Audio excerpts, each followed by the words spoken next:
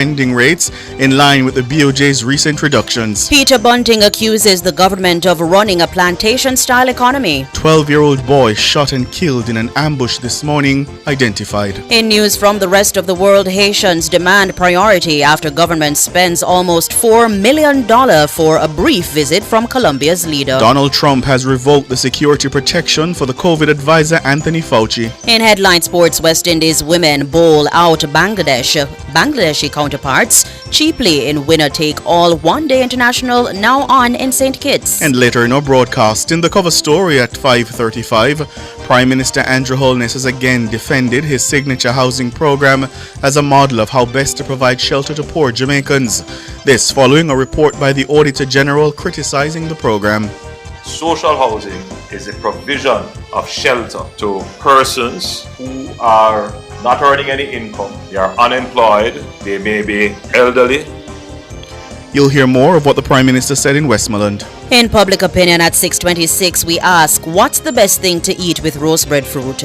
Give us your comments by logging on to our Facebook page, Nationwide News Network, and by tweeting us at Nationwide Radio and message us on WhatsApp at 876-285-5693. You can also leave your comments on Instagram at Nationwide 90FM. All these and more as we take you home on air on your mobile.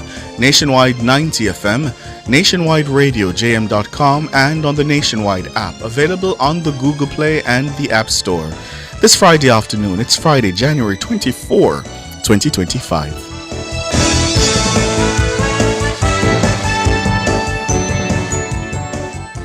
News at 5 is brought to you by Fostrich Company Limited, fostering rich customer service.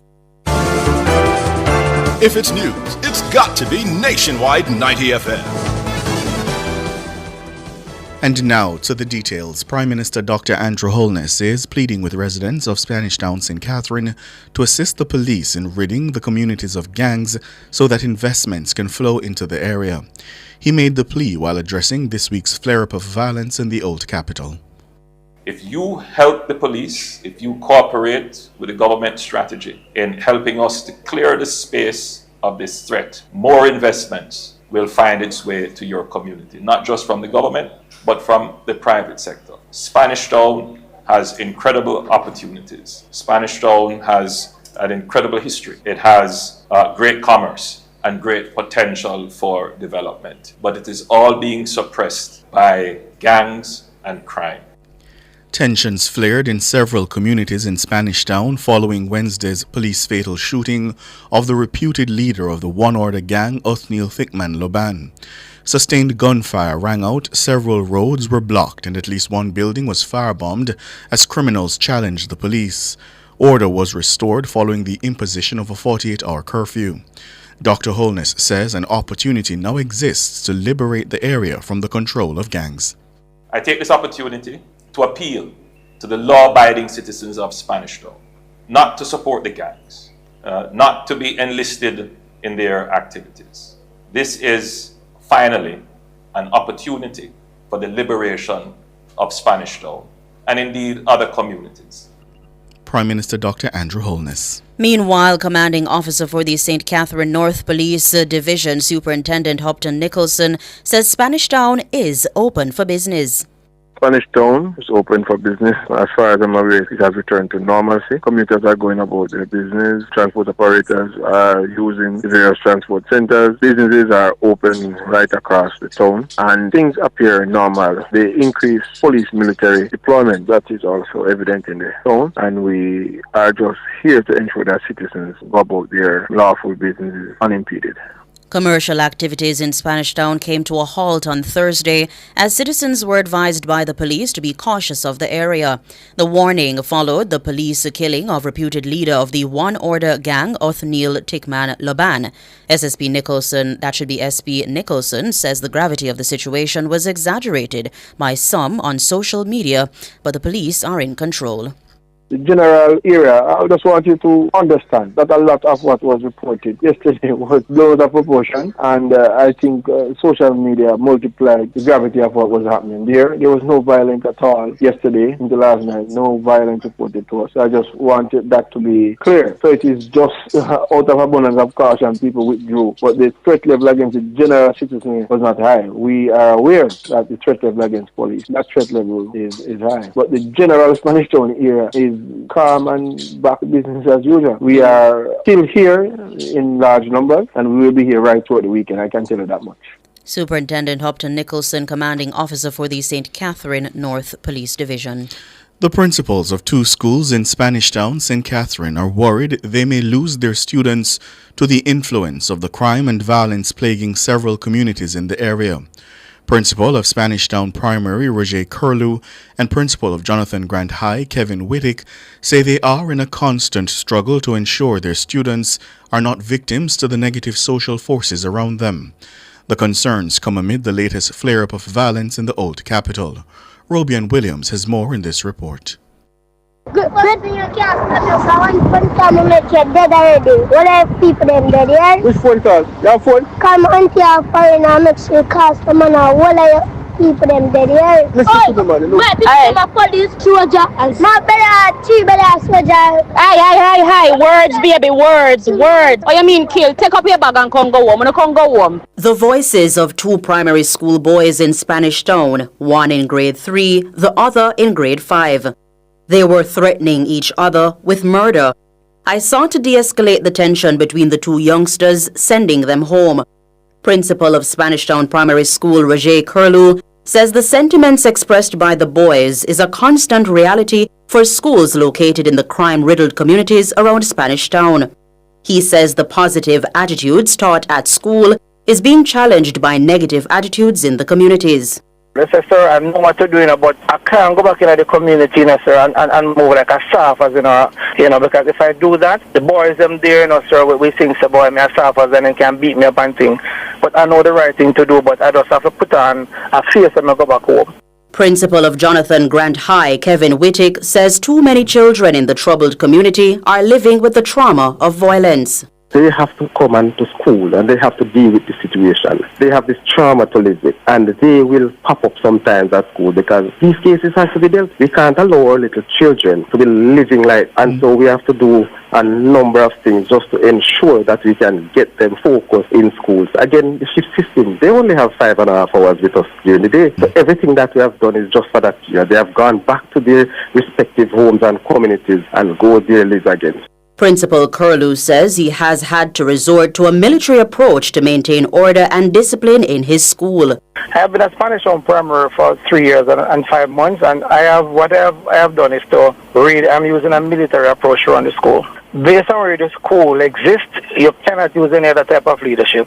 It means that the rules of the school that are written in the handbook, the parents have to be reminded of it. They have to purchase the handbook, and the parents were told that as one of the rules from the handbook, any child that is caught with any sort of substance or weapon, ganja, knife, any sort of weapon of the sort, the parents should have to come because it is straight suspension.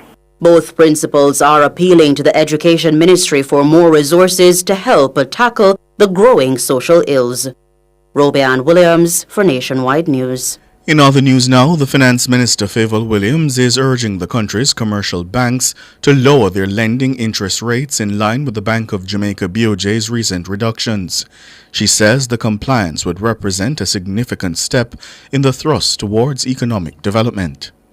We are in the growth mode in this economy. Not that we haven't been before, but a significant part of our focus was just on stabilizing the base on which we go forward for growth. In order to get the high levels of growth that we're requiring, the banks have to be there to help to facilitate that. We are calling on them to look at their portfolio of loans to see how they can, refinance, because that's what would happen in terms of existing loans, refinance it to kind of match what the Bank of Jamaica is doing.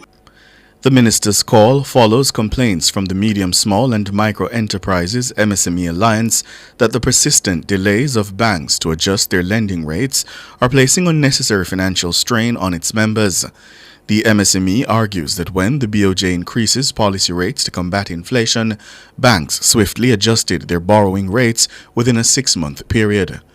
But it says despite the recent policy rate reduction, banks remain hesitant to follow similar protocols. The MSME also criticized the BOJ after the central bank explained that it's unable to force institutions to comply with the reduction rate. Minister Williams says she's committed to providing the necessary support to small businesses. That's a significant avenue for financing for small companies, medium and larger companies as well. And to the extent that we have affordable lending, especially for the MSMEs, who according to, I think, a study that came out today, the MSMEs are responsible for the significant job growth that we've seen in the country. And so whatever we can do, whatever power of persuasion that I can bring to the table, I will. Favour Williams, the Minister of Finance. Opposition Senator Peter Bunting is accusing the government of running a plantation-style economy to the detriment of the Jamaican people. He put forward the argument as part of his State of the Nation debate contribution in the Upper House on Friday. Shalois Michael tells us more.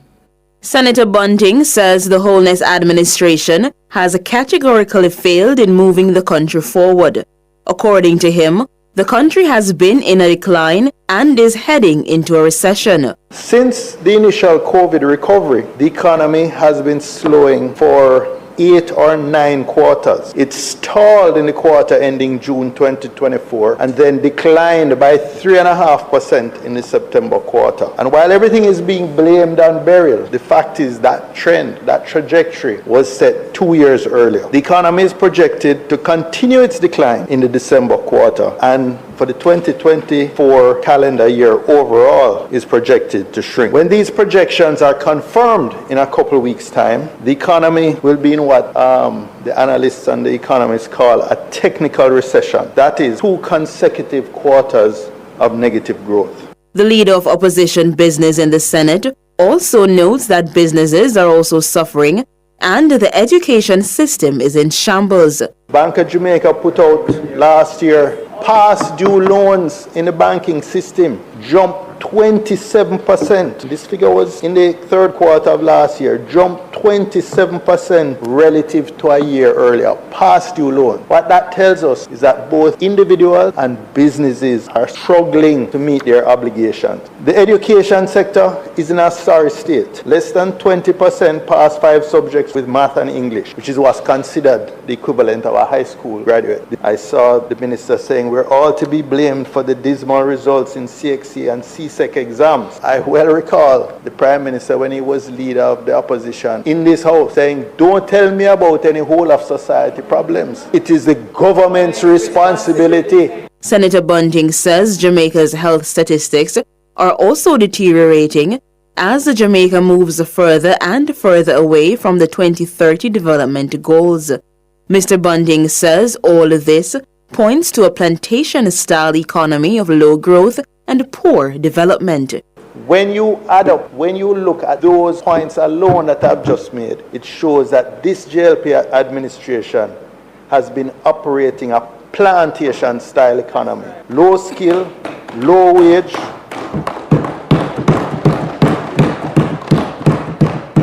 low productivity, high job insecurity as contract work predominates. In that environment,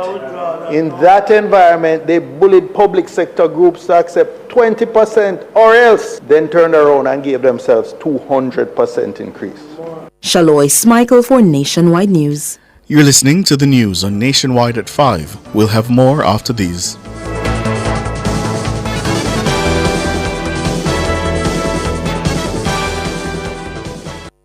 Value Drug Pharmacy offers curbside pickup and delivery of your branded and generic drugs. WhatsApp your prescription to 876-881-6695. The time by Value Drug Pharmacy is... It's 15 minutes after 5. Rentokil Initial offers air purification solutions with triple filtration and unique auto-sensing capabilities that neutralizes malodor and replaces it with clean air. Call Rentokil Initial at 926-4236 for more details. The temperature by Rent-A-Kill is 31 degrees Celsius in Kingston, 27 out west in Montego Bay. For over 30 years, Chris and Charles has been financing your goals, dreams, creating your great moments. Celebrate the occasion with us. Borrow $1 million, pay less than $25,000 monthly, and get 30% off your processing fees. No guarantor needed. Call 876-920-4189 or WhatsApp 876-838-9028. Conditions apply. When you think loans, think Chris and Charles. Continuing the news. The police have identified the 12-year-old boy who was shot and killed in an ambush Friday morning on Lindsay Crescent in St. Andrew. The deceased child is Kevon Ferron. Kevon died after the car in which he was traveling with his mother and adult brother was ambushed by gunmen at about 7:30 in the morning. Reports are that Kevon's mother was driving a Mercedes-Benz motor car when two men rode up on a motorcycle. The pillion reportedly opened fire, hitting Kevon and his mother. They were rushed to the hospital where Kevon died while undergoing treatment. His mother, who was hit several times in the upper body, is still being treated. Her adult son was unharmed. The police have yet to determine a motive for the attack. Anyone with information that can assist the police in their investigation is being asked to contact the Constant Spring Criminal Investigation Branch, the CIB, at 876-924-1421, Crime Stop at 311, or the nearest police station. Prime Minister Andrew Holness has defended his signature housing program as a model of how best to provide shelter to poor Jamaicans. The new social housing program came under scrutiny following an Auditor General report which found it was a duplication of other government efforts. But Dr. Holness says the initiative is aimed at meeting specific needs. Today, what you're seeing is the culmination of years of planning, really detailed planning as to how to deliver a specific kind of social benefit. And that is the social benefit which we call social housing. Social housing is a provision of shelter to persons who are not earning any income. They are unemployed, they may be elderly, they may be infirm, they may be ill, they have large households. And in this particular modality, when we look at their existing housing condition, it is substandard. The Prime Minister was speaking during a handing over ceremony in Western Westmoreland on Friday. The administration is aiming to hand out nearly 6,000 homes under the social housing program. Dr. Holness says the other programs provided by the government are aimed at meeting the needs of the homeless and those who are ill and require care. He says the new social housing program has been crafted in such a way that it can withstand scrutiny. It is done under very rigorous circumstances. I'm sure that in the audience that I'm looking at here, which may be about 50 persons, maybe 10 would say, I would love to have a house like this. And we would like to give it to you. But because it is in such a high demand, and because the house is given freely, we have to be very careful how we use taxpayers' resources. So we must ensure that the beneficiary is legitimate, that you meet the criteria set, and that you genuinely need the benefit. And the real measure of the genuine need is when the 10 others who are in the crowd say, I agree. Prime Minister Andrew Holness. Close to 3,000 persons have been screened for over 600 job vacancies within the health and wellness sector. That's according to the Ministry of Health. The ministry advertised the posts in newspapers on Sunday. It then staged a 2-day career expo and employment fair at the UWI-Mona on Wednesday and Thursday in a bid to fill the vacancies. Close to 10,000 Jamaicans participated in the event, with nearly 7,000 being students. The ministry says following the expo, 2,907 persons were screened for the positions. According to the ministry, the event formed a part of its response to prevailing challenges to human resources for health. These challenges include the limited availability of professionals for some specialist areas, migration, and competition from overseas recruiters. Portfolio Minister Dr. Christopher Tufton says if the vacancies are filled, the Ministry of Finance and the Public Service will have to adjust the public sector wage bill to facilitate compensation. The bulk of the vacancies are in the Southeast Regional Health Authority with 261. The National Council on Drug Abuse is next with 181 vacancies across the country. The Western Regional Health Authority follows with 70 vacancies. World in a Minute is brought to you by ABC Electrical Sales. We make things as easy as ABC. Hose assembly and supply, equipping Jamaica for success. And Charles O'Connor Consulting Network, COCN, driven by international accounting standards, modern technology and integrity. The World in a Minute. Haitians are demanding priority after the government spent almost $3.8 million for a brief visit from Colombian President Gustavo Petro on Wednesday. They say the money materialized as soon as President Petro confirmed his visit to southern Haiti. The funds were spent to more than double the runway at the airport in the coastal city of Jacmel, repair its streets, renovate its town hall, and restore electricity to a population living in the dark for at least 3 years. His visit lasted about 4 hours. But the speed at which the money materialized and crews worked to overhaul the city left many Haitians stunned. They question how the government doesn't have money to remove citizens from the camp, provide security, and pay teachers, but it spent 500 million gourds or $3.8 million on itself in just a few days. Haiti's new economy and finance minister says the extended runway would help boost Jacmel's economy. U.S. President Donald Trump has revoked security protection for former top health official Anthony Fauci. Dr. Fauci has faced death threats since leading the country's COVID-19 response. Trump also revoked security protections for his former Secretary of State Mike Pompeo, his former National Security Advisor John Bolton, and former envoy Brian Hook, who all face threats from Iran. As the former head of the National Institute of Allergy and Infectious Diseases, Dr. Fauci faced death threats during and after COVID-19, as well as criticism from Republicans over mask mandates and other restrictions. Dr. Fauci has reportedly now hired his own private security team that he will pay for himself. Trump has also revoked the security clearances of 51 intelligence officials who had claimed that Hunter Biden's laptop and all the classic earmarks of a Russian information operation. World in a Minute was brought to you by ABC Electrical Sales. We make things as easy as ABC. Hose assembly and supply, equipping Jamaica for success. And Charles O'Connor Consulting Network, COCN, driven by international accounting standards, modern technology and integrity. Recapping the top stories making nationwide news at this hour, the Prime Minister is urging residents in Spanish Town to assist the police in ridding the communities of gangs. If you help the police to clear the space of this threat, more investment will find its way to your community.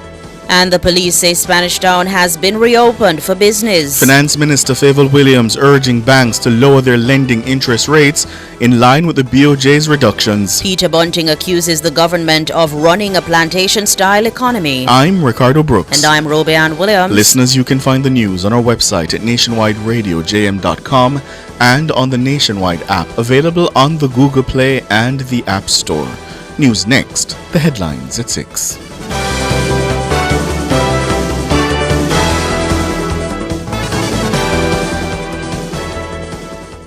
News at 5 was brought to you by Fosrich Company Limited, fostering rich customer service. The following earthquake tip is brought to you by Digital Commodities Limited. Stay where you are until the shaking stops. Do not run outside. Do not get into a doorway, as this does not provide protection from falling or flying objects. The preceding earthquake tip was brought to you by Digital Commodities Limited. Telephone 876-960-8359.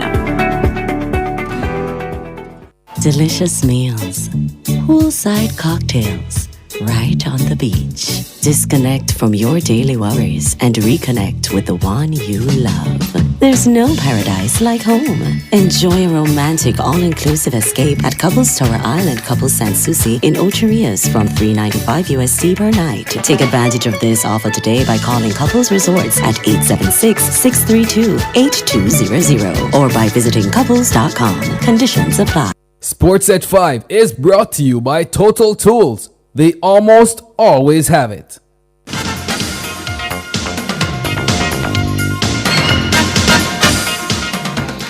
Hello, good afternoon, and welcome to Sports here on Nationwide 90 FM. I'm Wayne Walker.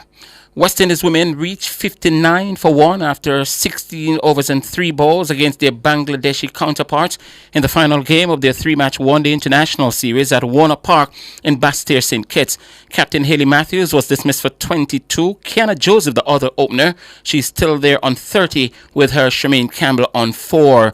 Earlier, Karishma Ramharak, who's been having a superb series, claimed 4 for 12 and Zadie James 2 for 15 as the Bangladeshis were dismissed for 118 in 44 overs. Star batter Sharmin Akhtar led the way with 37, Subhana Mostre 25, and for Ghana Pinky 22. The 3-match series is tied up at 1 apiece, and a victory for Bangladesh will earn them automatic qualification to the World Cup in India later this year. The West Indies will have to go through the playoff route.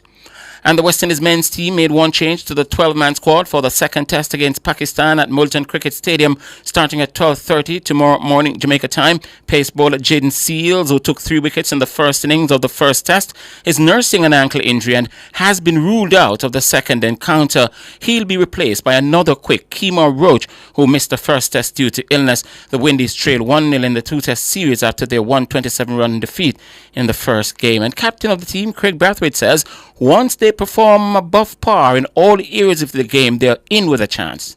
Once we bring our own performance in this game, I think we'll do well. And we got to put it together. Obviously, batting-wise, we didn't get as much runs as we would like. But anyway, it was a difficult pitch last game, and we got to see how this one plays. But I think all around, I think bowling-wise, we be consistent in bringing the batsmen forward as spinners. And, as batters, we aim to bat for long periods. And I think once we do that and bring the all-around game together, I think that will put us in a good position. And he's also calling on the batsmen to stay at the crease and build partnerships. Yeah, the guys had some good sessions, which was good for us as a group. And for me to the boys is just to believe in yourself. Be brave and trust your plans and do them. From ball one. As you said, we don't know how the pitch is going to play. It looks quite similar, quite dry, a lot of cracks in it. Same way as the first test. So we got to believe in ourselves and go there and get the job done. West Indies Test captain Craig Brathwaite. A number of the country's top junior athletes are in action this evening at the 2-day New York International Showcase Indoor Championships at the Ocean Breeze Complex. Mushat High School standout Shanoya Douglas and Hydel High School's athlete lead the Jamaican contingent, which also includes the likes of Abigail Campbell. Well, it's Abigail Campbell from Hydel. Douglas's Mushat schoolmate Johan Romaldo Smythe is also entered for the meet, along with Calabar's outstanding star Shaquille Gordon, Daniel Wright, DeMarco Bennett, Ricardo Carr, and Raheem Walker from Excelsior. The meet, which was expected to get going at 5 this afternoon, has attracted athletes from the United States, Canada, the Bahamas, Haiti, and Belize. The athletes will battle in the 60 meters, 55 meters hurdles, 200 meters, 300 meters, 400 meters, 800 meters, and the 4x400 meter relay. The championship is a brainchild of Jamaican Olympian Sanjay Ayer. And finally, in sports at this time, organizer of the Stets Invitational, the principal Keith Wellington, says the event will now be known as the Stets Olivier Smith Invitational. The meet is set for Stets tomorrow, starting at 8:30 in the morning. Wellington says the meet was rebranded to honor 2 of the school's outstanding coaches. This is in recognition of the work of 2 of our stalwart former coaches, Mike Olivier and Elimaya Smith, who actually were the ones who started this development meet way back in 1983, I think, when they had 3 schools, Stets, Kingston College and Homewood, participating in a what was then really a friendly meet, but what I think was the start of the plethora of development meets we see now happening each weekend. We want to recognize both gentlemen. Mr. Smith Elimaya was also a former vice principal at State, and so we are using the opportunity to recognize their contribution to track and field at State.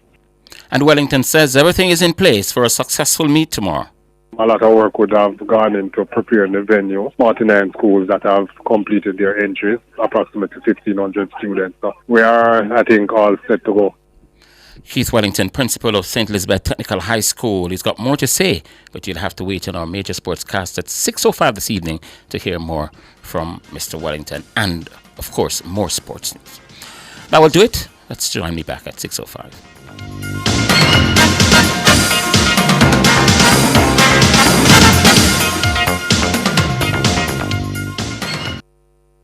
Sports at 5 was brought to you by Total Tools.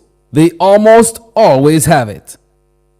Since 2016, 156,000 more Jamaicans are working. This is more than any other time in our history. Your government is caring for you. The time brought to you by the Office of the Prime Minister is 5:30. The following earthquake tip is brought to you by Conrad Douglas and Associates Limited and its subsidiary, Environmental Science and Technology Limited. When planning new developments, incorporate seismic hazard assessments in the environmental impact assessment process. The preceding earthquake tip was brought to you by Conrad Douglas and Associates Limited and its subsidiary, Environmental Science and Technology Limited. Telephone 876-929-0023. New World Home Improvement and Detail Cleaning offers high-quality detail cleaning and home improvement services. They cater to residential and commercial properties. They clean from the ceiling to the floor. They clean sofas, mattresses, carpets, and chairs. They deep clean and restore all floors. They repair and restore roofing. They do tiling, general paintings, drywall works, and other carpentry services to include property renovation. Call them 876-384-9313. Follow them at New World Detail Cleaning and Home Improvement. Jamaica, let's spread the word around to let the world know that we are proud to be one republic. We on the road to republic. Well then, let's propel we nation moving forward in a new direction. True independence, that's the projection. No more dependency, it's the best plan. Yes, we know what's best for us, cause we want the country prosperous. So make we just pull together as the general public while on the road to republic. Jamaica, let's spread the word around to let the world know that we are proud to be one republic. We on the road to republic. A message from the Ministry of Legal and Constitutional Affairs. We on the road to republic. The following earthquake tip is brought to you by Coast to Coast Concrete. Before an earthquake, know your risk. Research the area and find out if you live near an active fault line. Check whether the ground around you is more susceptible to the effects of an earthquake. You should also be aware of seismic hazards. These hazards are secondary dangers that could be triggered by an earthquake. The preceding earthquake tip was brought to you by Coast to Coast Concrete. Telephone 876-754-7472. Tune in to Outside with Pepita from 2 p.m. to 5 p.m. as we broadcast live from Megamart, 29 Waterloo Road on Saturday, January 25. Outside with Pepita and me, the Stinger Honey Bee. In a Megamart equals Mega Vibes. Come on down to Megamart Waterloo for all the New Year excitement. Don't miss the Mega Fiesta, the Mega Specials, and the Mega Promotions. Outside with Pepita is doing it mega with Megamart. So join Outside with Pepita alongside Honeybee, Saturday, January 25 from 2 p.m. to 5 p.m. Catch us at Megamart, 29 Waterloo Road, Kingston. Or tune in to Nationwide 90 FM, the new revolution in media. This broadcast is brought to you by Megamart. None of mercy. This one is very classic, dedicated to all the schoolers who are taking beats. If you've ever struggled to pass an exam, then you'll know that students today are under great pressure to get good grades and secure qualification needed to move on to higher education. The problem is that too many students are struggling alone and could really benefit from connecting with hardworking teachers and other bright students in other parts of the country and the region. Join me, Dennis Brooks, this and every Friday evening from 8 to 9, with a repeat on Saturday morning from 8 to 9. For the A-Team, a study group on radio, my team of teachers, students, and experts will break down the syllabus, giving you information, tips, and past paper questions that will help you get top grades in your upcoming exams. Follow us on Facebook Live and on Twitter and be a part of the community. It's the A-Team, Fridays at 8 p.m. with a repeat at 8 o'clock on Saturday morning. It's your free extra class on radio and social media. And it's right here on Nationwide 90 FM, the revolution in media.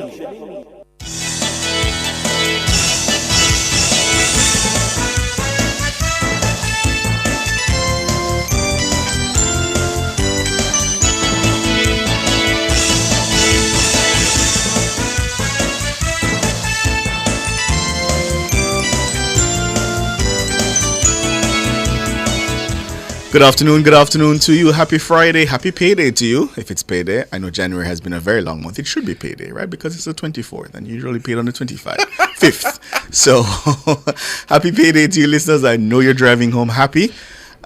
So welcome to Nationwide at 5. Dana looks happy. It's the cover story. Dana says Siobhan has been grinning from Wednesday. I'm Ricardo Brooks.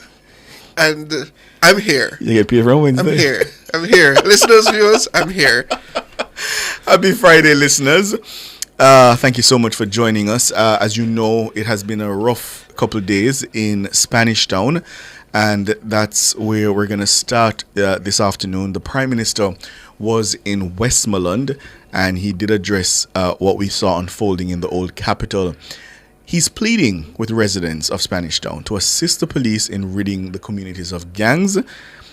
He says so that investments can flow into the area. And of course, Siobhan, you would know that for so long now, people have talked about the potential of Spanish Town. I've long wondered about why the historical and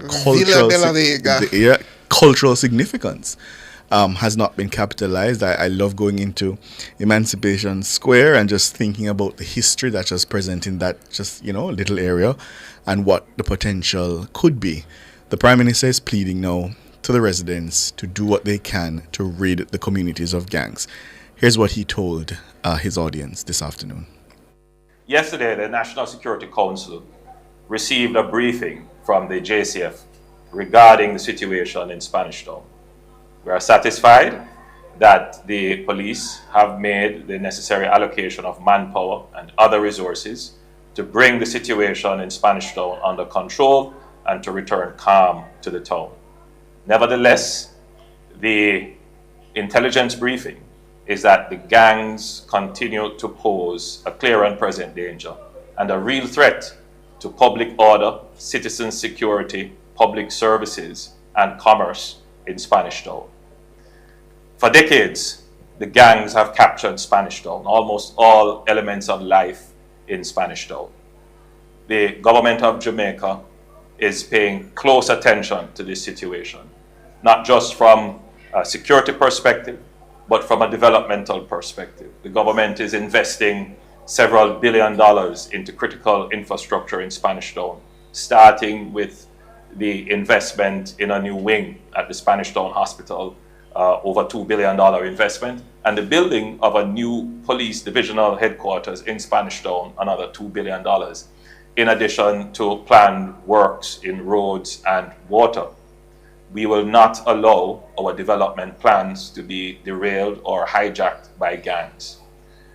There is a sense, and we have seen it displayed publicly, that somehow the gangs are protectors of the community or are your friends. The gangs are not your protector. They are not your friends. They are using you. The plan of the government, however, is not to target communities and harm communities in pursuit of the gangs. The strategy of the government is to separate the gangs and criminals from the community and law-abiding citizens.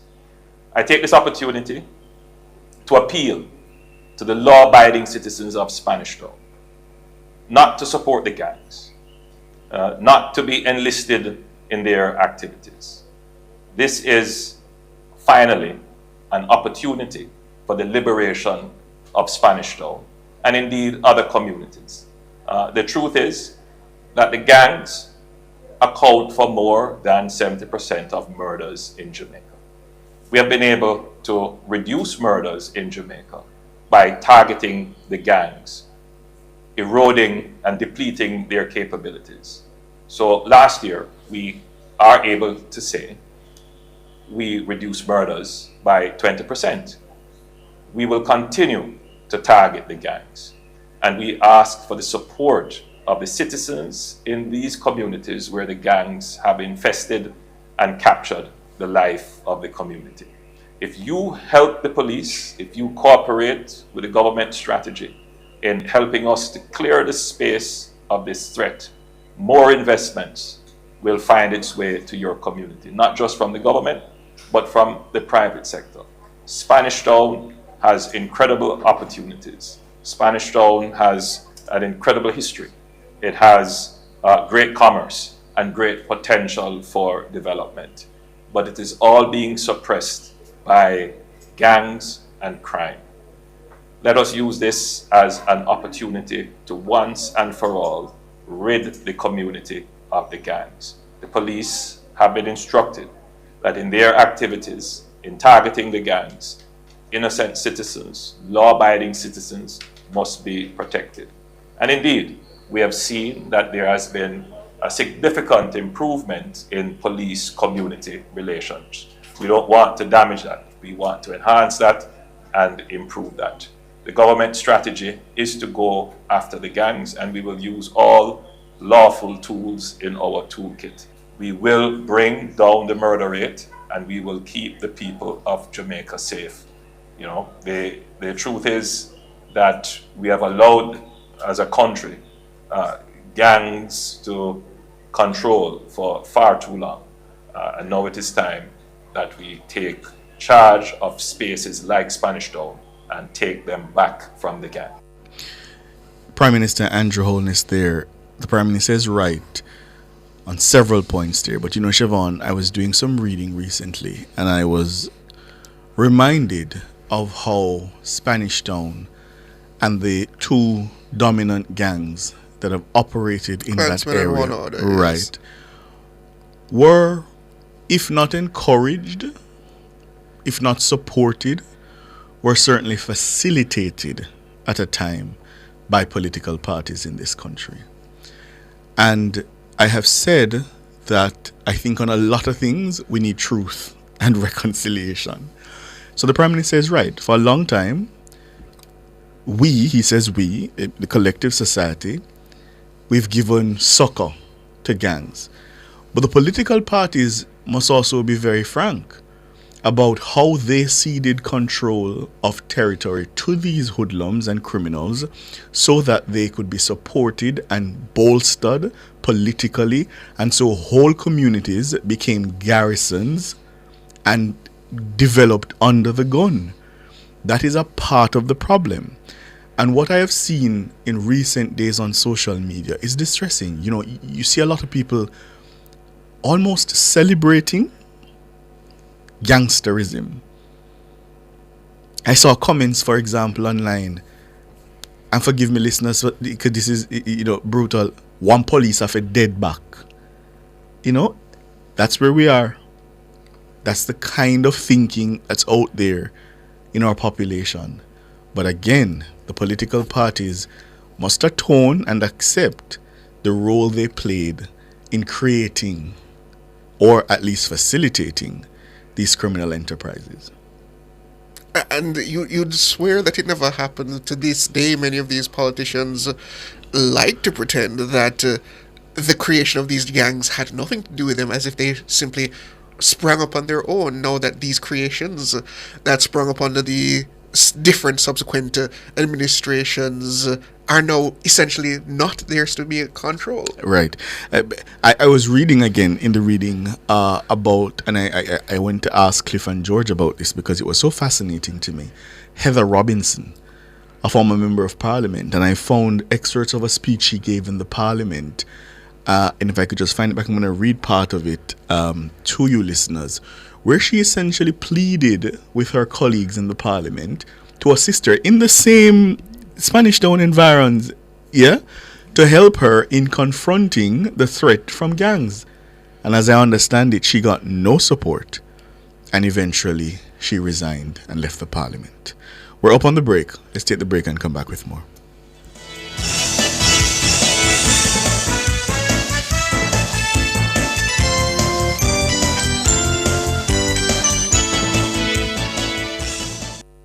Clearing personal non-commercial shipments at the port? Avoid the wait. Request a contactless clearance through your agent today. It's more efficient. It's secure. The time by the Jamaica Customs Agency is 5:45. Stop buying expensive toner cartridges. Global Ink is now selling new factory direct generic toners. Remove factory seals, install and print. Engineered to work first time every time. Certified for use in HP and Brother printers. Worry-free affordable printing for your peace of mind. Money saved is money earned. We deliver island-wide. 754-7444 or 1-888-NEED INK. Never run out of toner again. Global Ink. Enough power tool, big to small. Chakama figure dig the wall. Our Total Tools. Weed whacker figure trim the lawn. We have everything a job demand. Total Tools. We rent them, sell them and fix them. Also give Total Tools a call. When I say home improvement, landscape construction, a Total Tools are your option. Home improvement, landscape construction, Total Tools are your option. Total Tools located at 102 Main Street, Outer Rias, 34 Slibe Road, Kingston, and Lot C6 Jacksaw, Sentence Bay. Call us today.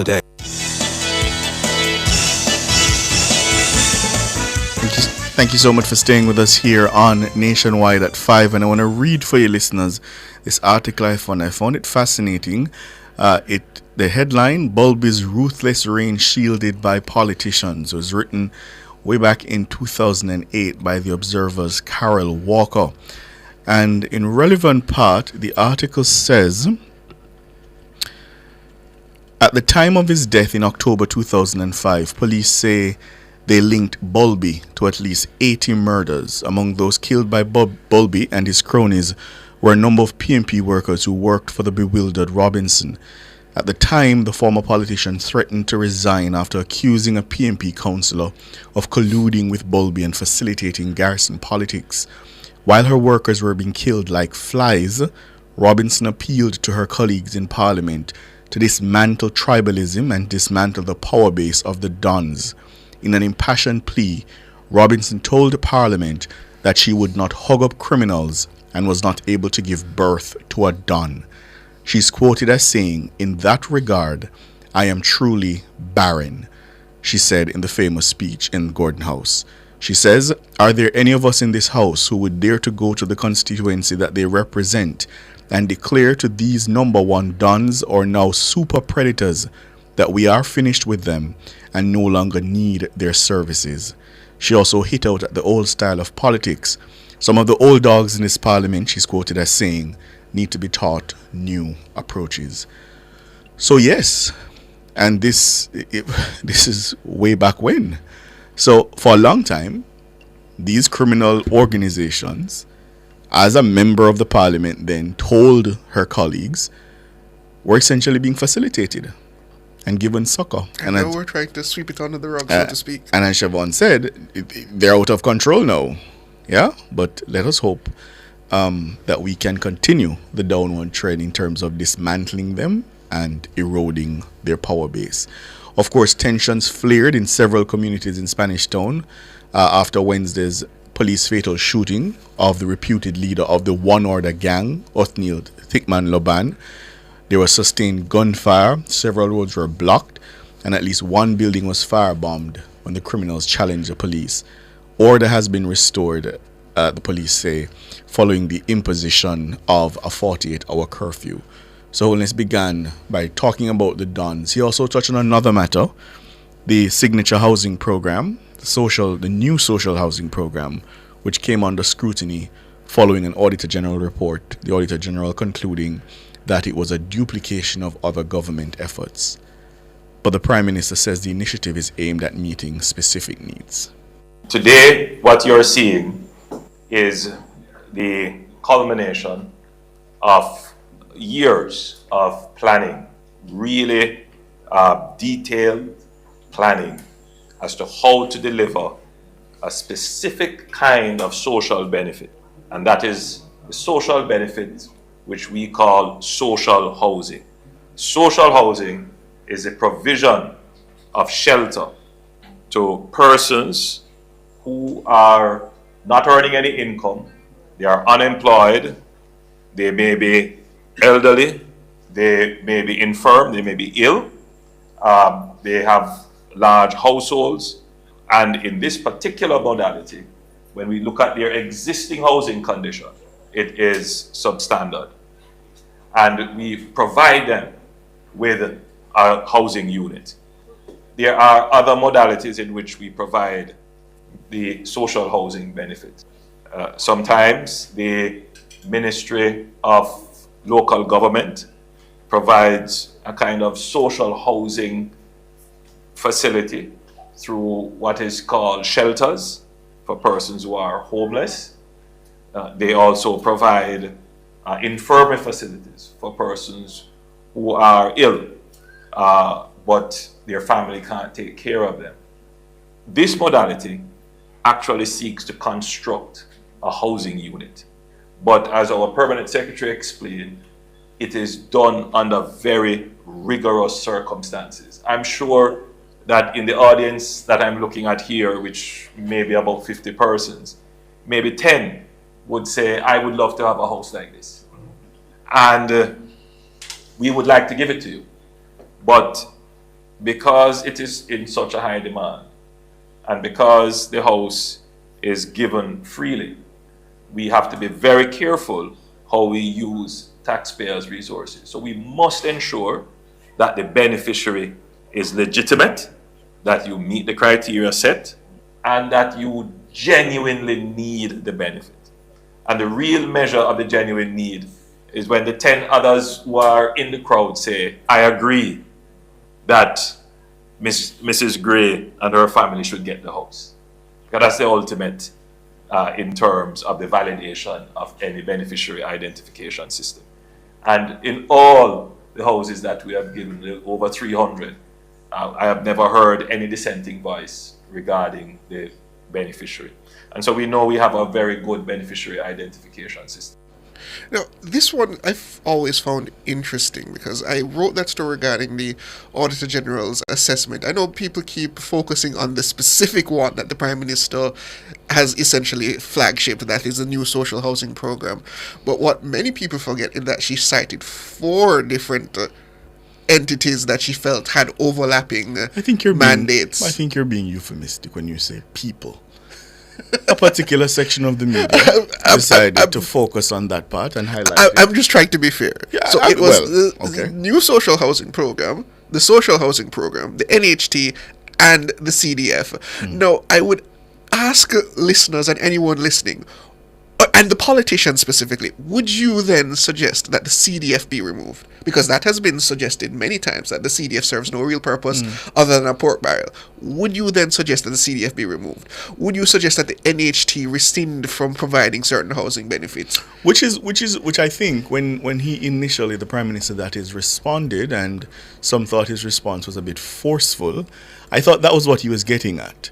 That and most of what he said just now, sort of makes that distinction, that yes, housing, they provide housing writ large, like as a general concept, but still being targeted to specific needs, which is something I would hope that the Parliament can have the Auditor General before them to question her on, because that was the Prime Minister's response, and I found that persuasive. That makes sense to me, as you just said, the fact that the NHT provides housing and the social housing program provides housing doesn't mean you're providing housing to the same people. So when you say that's a duplication, is it really? I think that's a fair question.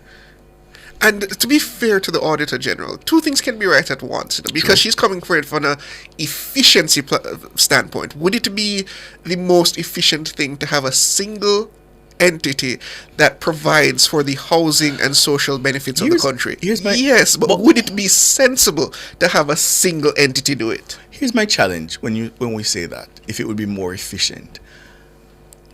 Do we have a track record as a country of providing efficiency through singular projects?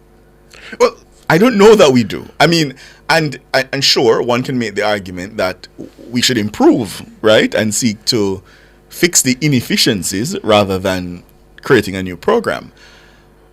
But what happens in the interim to those who absolutely need the assistance? Because when you look at some of the housing, the structures that some of these people lived in before they access the benefit under the new social housing program, it really breaks your heart to think that people are living in those conditions. Zinc houses. Right. And sometimes in a single shed room. Precisely, with multiple people sometimes living in it. So the question for me is, and I've always said this, is I understand the need for efficient processes. But what happens in the interim when the state does not deliver because it is being slavish to the process and making sure all T's are crossed, all I's are dotted? What happens to the people who don't get the benefit they need? I think they lose confidence in the state's ability to provide for them, and I think they turn to bad faith actors who say to them, I can give it to you now.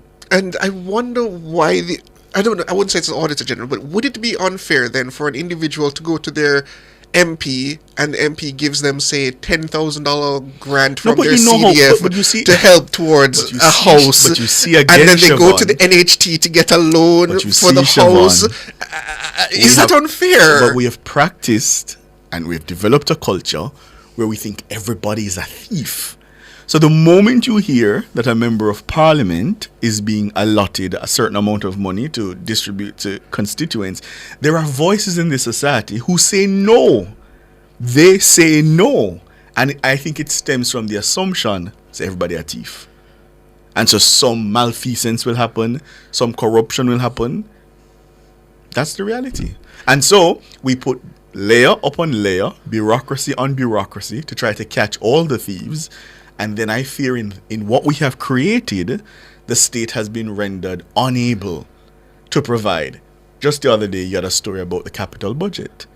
And the fact that for the second consecutive year, I believe they haven't been able to spend $19 billion because they couldn't get a project off the ground. Part of that is because we've built up these layers and these hoops to jump through. And I think the basic assumption is that everybody a thief. So I don't know. We're going to have to address the integrity issues because those are important issues, sure. But we're going to have to ensure that the state can deliver benefits. $19 billion not being spent. That's a shame, you know. That's a crying shame.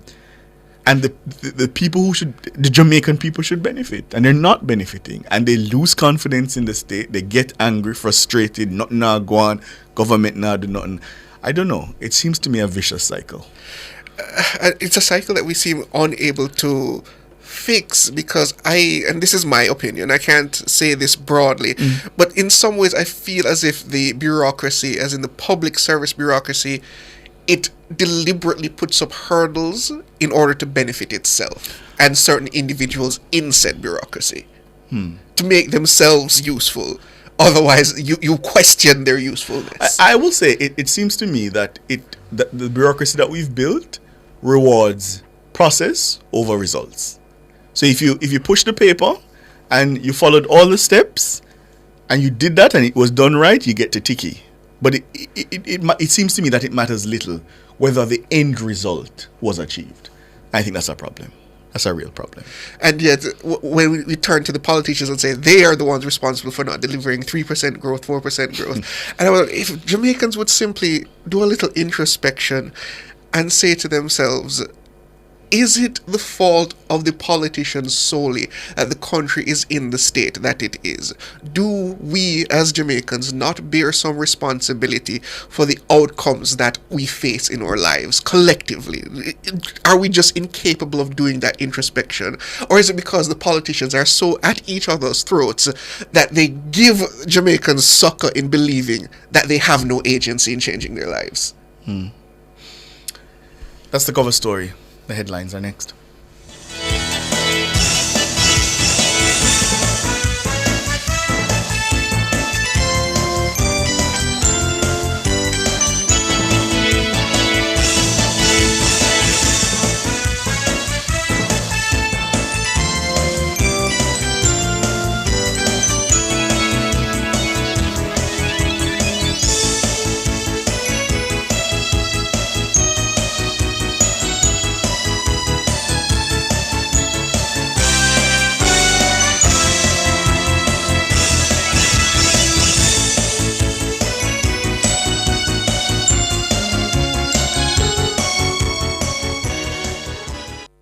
The time brought to you by Guardian Life. Live secure, live easy is 6 o'clock.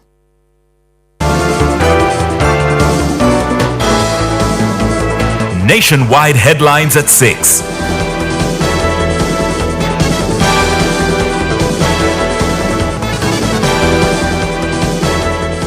Good evening with the headlines at 6. I'm Shalois Michael.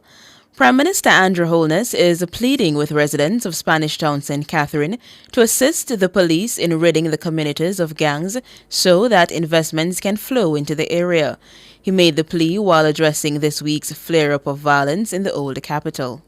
If you help the police, if you cooperate with the government strategy in helping us to clear the space of this threat, more investments will find its way to your community, not just from the government, but from the private sector. Spanish Town has incredible opportunities. Spanish Town has an incredible history. It has great commerce and great potential for development, but it is all being suppressed by gangs and crime.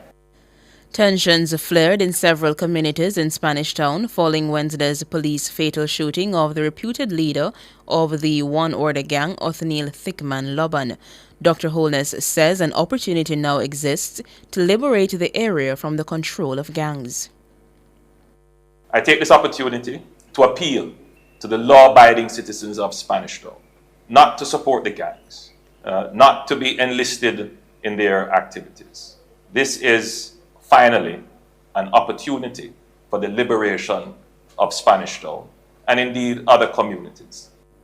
Prime Minister Andrew Holness. Meanwhile, Commanding Officer for the St. Catherine North Police, Superintendent Hopton Nicholson, says the Spanish Town has been reopened to commercial activity. As far as I'm aware, it has returned to normalcy. Commuters are going about their business. Transport operators are using the various transport centers. Businesses are open right across the town, and things appear normal. The increased police military deployment, that is also evident in the town, and we are just here to ensure that citizens go about their lawful businesses unimpeded. Business in Spanish Town came to a halt on Thursday as citizens were advised by the police to be cautious when doing business in the area. Superintendent Nicholson says the gravity of the situation was exaggerated by some on social media, but the police are in control.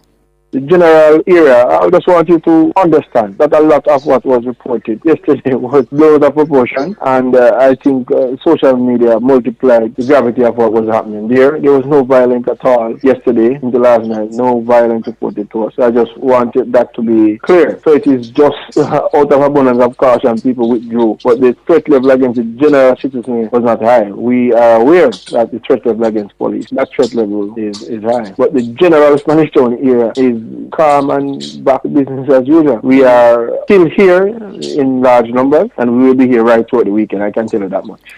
Superintendent Hopton Nicholson, Commanding Officer for the St. Catherine North Police. Finance Minister Fayval Williams is urging the country's commercial banks to lower their lending interest rates in line with the Bank of Jamaica's recent reductions. She says the compliance would represent a significant step in the thrust towards economic development. We are in the growth mode in this economy. Not that we haven't been before, but a significant part of our focus was just on stabilizing the base on which we go forward for growth. In order to get the high levels of growth that we're requiring, the banks have to be there to help to facilitate that. We are calling on them to look at their portfolio of loans to see how they can, refinance, because that's what would happen in terms of existing loans, refinance it to kind of match what the Bank of Jamaica is doing. The minister's call follows complaints from the Medium, Small and Micro Enterprises MSME Alliance that the persistent delays of banks to adjust their lending rates are placing unnecessary financial strain on its members. Minister Williams says she is committed to providing the necessary support to small businesses. That's a significant avenue for financing for small companies, medium and larger companies as well. And to the extent that we have affordable lending, especially for the MSMEs, who according to, I think, a study that came out today, the MSMEs are responsible for the significant job growth that we've seen in the country. And so whatever we can do, whatever power of persuasion that I can bring to the table, I will. Favour Williams, Minister of Finance. Opposition Senator Peter Bunting is accusing the government of running a plantation-style economy to the detriment of the Jamaican people. He put forward the argument as part of his State of the Nation debate contribution in the Upper House on Friday. When you add up, when you look at those points alone that I've just made, it shows that this JLP administration has been operating a plantation-style economy. Low skill, low wage,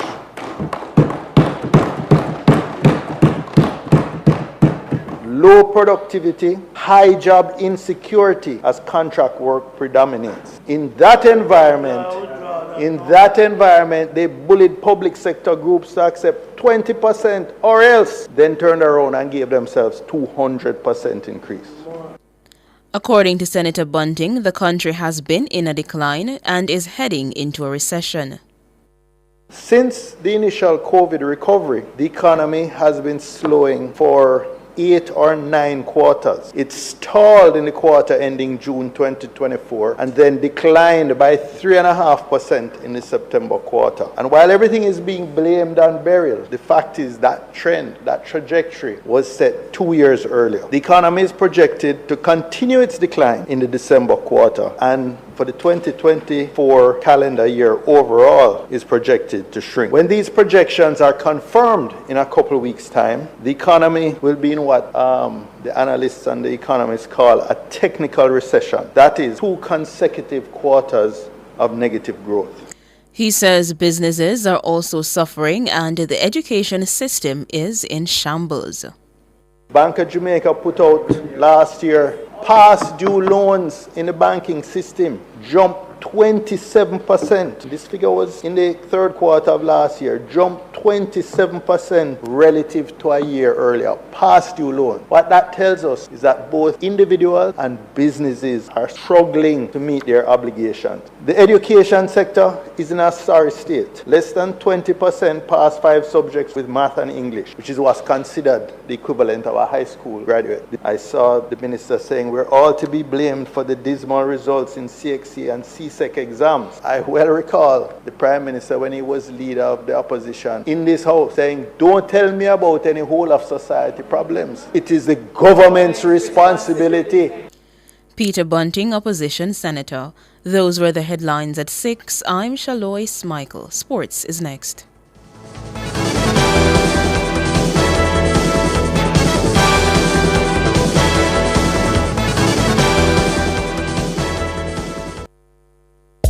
You can have it all. Company events, birthday parties, or the wedding of your dreams. It's all possible at Grand Palladium Hotels and Resorts. We have magnificent event rooms and a dedicated team that will make your event the best experience that only Grand Palladium Hotels and Resorts can offer. Contact us at 876-619-0000 or call your favorite travel agency and ask about our promotion designed especially for you. None of mercy. This one is very classic, dedicated to all schoolers who are taking beats. If you've ever struggled to pass an exam, then you'll know that students today are under great pressure to get good grades and secure qualification needed to move on to higher education. The problem is that too many students are struggling alone and could really benefit from connecting with hardworking teachers and other bright students in other parts of the country and the region.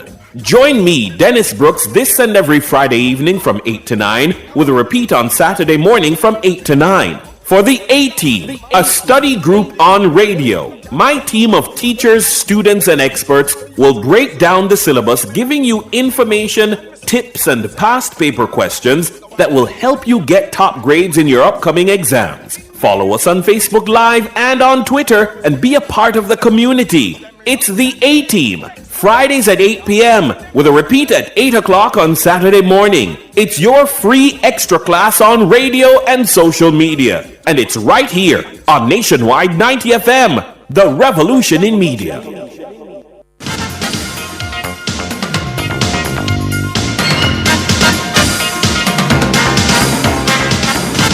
Good evening with your sports report. I am Alric Swaby.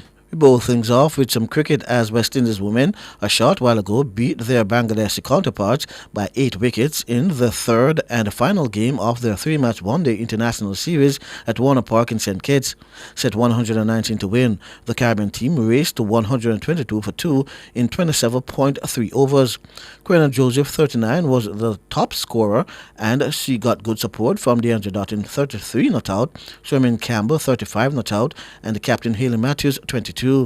Earlier, Karisma Ramarak, who has been having a superb series, claimed 4 for 12 and Zayda James 2 for 15 as the Bangladeshis were dismissed for 118 in 44 overs. Star batter Sharmin Akhtar led the way with 37. The teams will now turn their attention to the 3-match T20 series, which starts on Monday, also in St. Kitts. West Indies made one change to the 12-man squad for the second test against Pakistan at Multal Cricket Stadium starting tomorrow morning at 12:30. Pace bowler Jaden Seals, who took 3 wickets in the first innings of the first test, is nursing an ankle injury and has been ruled out of the second encounter. He'll be replaced by another quick, Kamar Roach, who has missed the first test due to illness. The Windies trail 1-0 in the 2-test series after their 127 runs defeat in the first test. Captain of the West Indies, Craig Brathwaite, says once they perform above par in all areas of the game, they will be competitive. You know, once we bring our own performance in this game, I think we'll do well, and we got to put it together. Obviously, batting-wise, we didn't get as much runs as we would like, but anyway, it was a difficult pitch last game, and we got to see how this one plays. But I think all around, I think bowling-wise, we be consistent in bringing the batsmen forward as spinners, and you know, as batters, you know, we aim to bat for long periods. And I think once we do that and bring the all-around game together, I think that will put us in a good position. Brathwaite is calling on the batsmen to stay at the crease and build strong partnerships.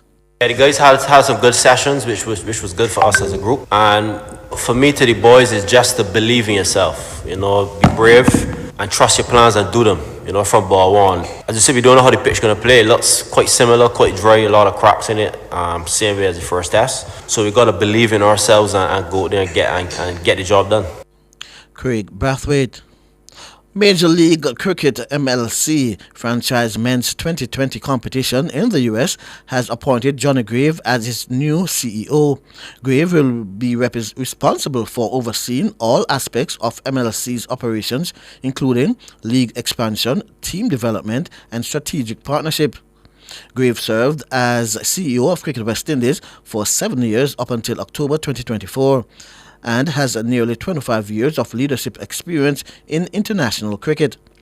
During his tenure with CWI, he oversaw 3 World Cups hosted in the West Indies and was the CEO for the 2024 Men's T20 World Cup hosted with the USA last June. Before joining CWI, Grave served as commercial director at the Professional Cricket Association in England for 10 years. Grave's appointment comes ahead of MLC's third campaign and as the league prepares to expansion in the US market, with plans to expand to more cities in the coming years. MLC's 2025 season opens in June. Now to athletics, as a number of the country's top junior athletes are in action this evening at the 2-day New York International Showcase Indoor Championships at the Ocean Breeze Complex. Muscat High School standout Shanoya Douglas and Hydel leads the Jamaican contingent, which also included the likes of Abigail Campbell of Hydel.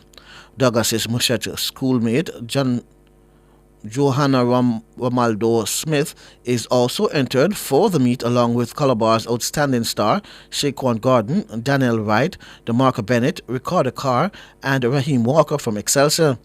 The meet, which was expected to get underway at 5 this afternoon, has attracted athletes from the United States, Canada, the Bahamas, Haiti, and Belize. The athletes will battle in the 60-meter, 55-meter hurdles, 200 meters, 300 meters, 400 meters, 800 meters, and 4x400 meters events. The championships is the brainchild of Jamaican Olympian Sanjay Eyre. Organizer of the Stets Invitational, Keith Wellington, says the event will now be known as the Stets Olivier Smith Invitational Meet. The meet is set for Stets tomorrow starting at 8:30 a.m. Wellington says the meet was rebranded to honor two of the school's outstanding coaches. This is in recognition of the work of two of our stalwart former coaches, Mike Olivier and Elimaya Smith, who actually were the ones who started this development meet way back in 1983, I think, when they had three schools, Stets, Kingston College and Homewood, participating in a what was then really a friendly meet, but what I think was the start of the plethora of development meets we see now happening each weekend. We want to recognize both gentlemen. Mr. Smith Elimaya was also a former vice principal at State, and so we are using the opportunity to recognize their contribution to track and field at State. He says everything is in place for a successful staging of the meet. A lot of work would have gone into preparing the venue. 49 schools that have completed their entries, approximately 1,500 students. So we are, I think, all set to go. Wellington says the meet will also feature the 4x400 and 4x800 meets relays. We will have 4 relays, the 4x4 boys and girls and the 4x8 boys and girls open. The winners for each of those will get $50,000 plus the Mike Olivier trophy for the 4x8 and 4x4 boys and the Elimaya Smith trophy for the 4x8 and 4x4 girls. Keith Wellington. Now to tennis, as Novak Djokovic says he will return to the Australian Open next year if he is still fit, healthy and motivated. The 37-year-old Serb, aiming for a record-extending 11th men's singles title, retired injured from his semi-final against Alexander Zverev on Friday. He raised both thumbs in the air towards the 15,000 fans as he left Rod Laver Arena, which he has often described as his second home. Djokovic says at the end of the season he'll do an analysis to determine if he'll return to the Australian Open next year. I don't know. There is a chance. Who knows? I'll just have to see how the season goes. And I want to keep going, but whether I'm going to have a revised schedule or not for the next year, I'm not sure. I normally like to come to Australia and play, and I've had the biggest success in my career here. So if I'm fit, healthy, motivated, I don't see a reason why I wouldn't come. But there's always a chance, yeah. Novak Djokovic. It is the second successive year that Djokovic has lost in the Melbourne semi-finals. Djokovic has stripped back his schedule in recent seasons and prioritized being ready for the biggest tournaments, namely the 4 Grand Slams. The former world number one continues to seek a 25th slam to move clear of Australia's Margaret Court, who won 24 women's singles titles between 1960 and 1973. The Australian Open is where Djokovic has enjoyed most of his Grand Slam successes, followed by Wimbledon, where he has won 7 titles. He has also won 3 French Open and 4 US Open titles. 9-time national shotgun champion and the president of the Jamaica Ski Club, Ian Banks, along with 16-year-old junior shooter Lorian Harris, were crowned champions of the proven David East Memorial Sporting Clay Shoot at Murphy Hill in St. Anne. Both shooters were winning the event for the first time since it began in 2020.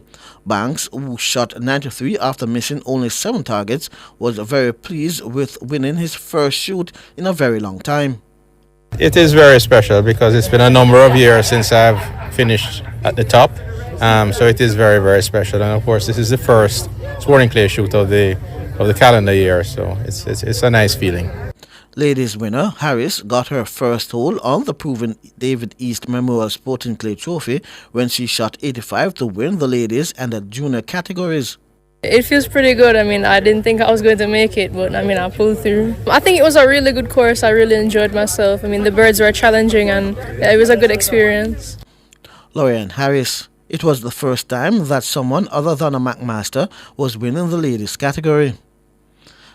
And finally, in motorsports, at round 2 of the inaugural Middle East F4 Championships held at the Yas Marina circuit in Abu Dhabi on January 22 to 23, Jamaican Alex Powell returned to the podium following a misfortune in round 1, where he has suffered chronic clutch itches, finishing outside of the points twice, despite claiming pole position in one of the qualifying sessions. Driving for his new team, R-Ace GP, round 2 saw the Mercedes junior driver recording P7 and P5 in qualifying, then finishing 4th in race 1. Aggressive driving in race 2 resulted in his first podium of the event in 3rd, with a brilliant double overtake maneuver in race 3 claiming another 3rd place. Powell's podium finishes moved him up to 5th in the overall standings. There are 3 rounds left in the 2024 championships, with the next race being at the Dubai Autodrome circuit on February 8 to 9. I'm Alric Swiby, and that's your sports.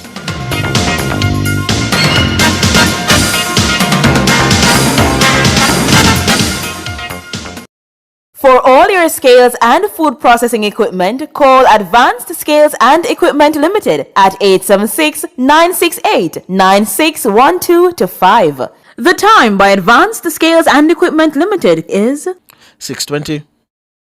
Visit Marshall's Pharmacy, Greater Portmore, for all your prescription needs, gifts, personal care, household and stationery items. The temperature by Marshall's Pharmacy, Greater Portmore is 29 degrees Celsius in City Kingston and 27 in Montego Bay. Plug into the sun with Peak Energy Solutions. We are your affordable provider for everything solar.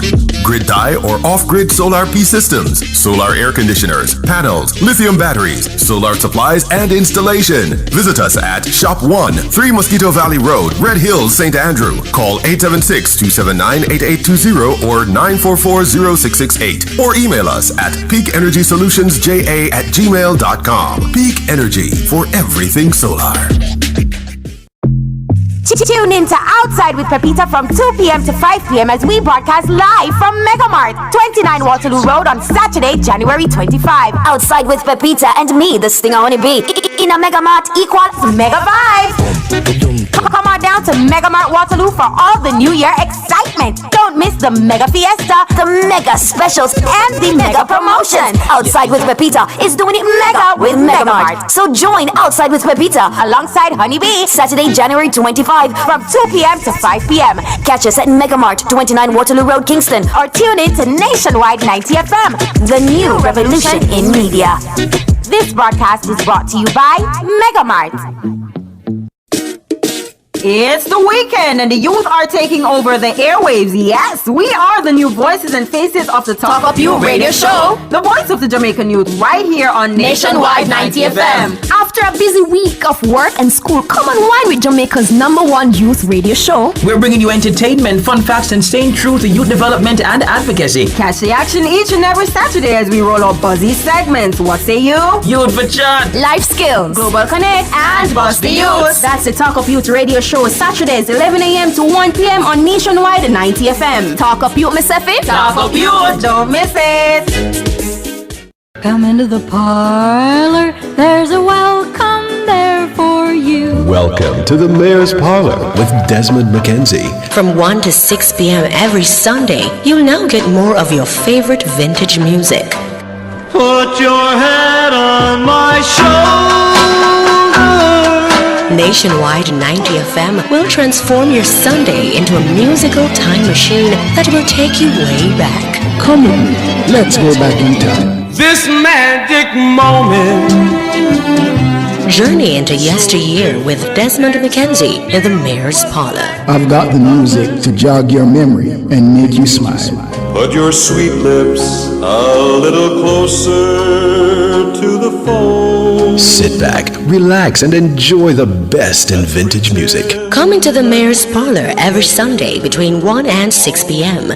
here on Nationwide 90 FM, a revolution in media. Those oldies but goodies reminds me of you. Public Opinion is brought to you by Cleasing Industrial Supplies Limited, Industrial Automation and Control Solutions.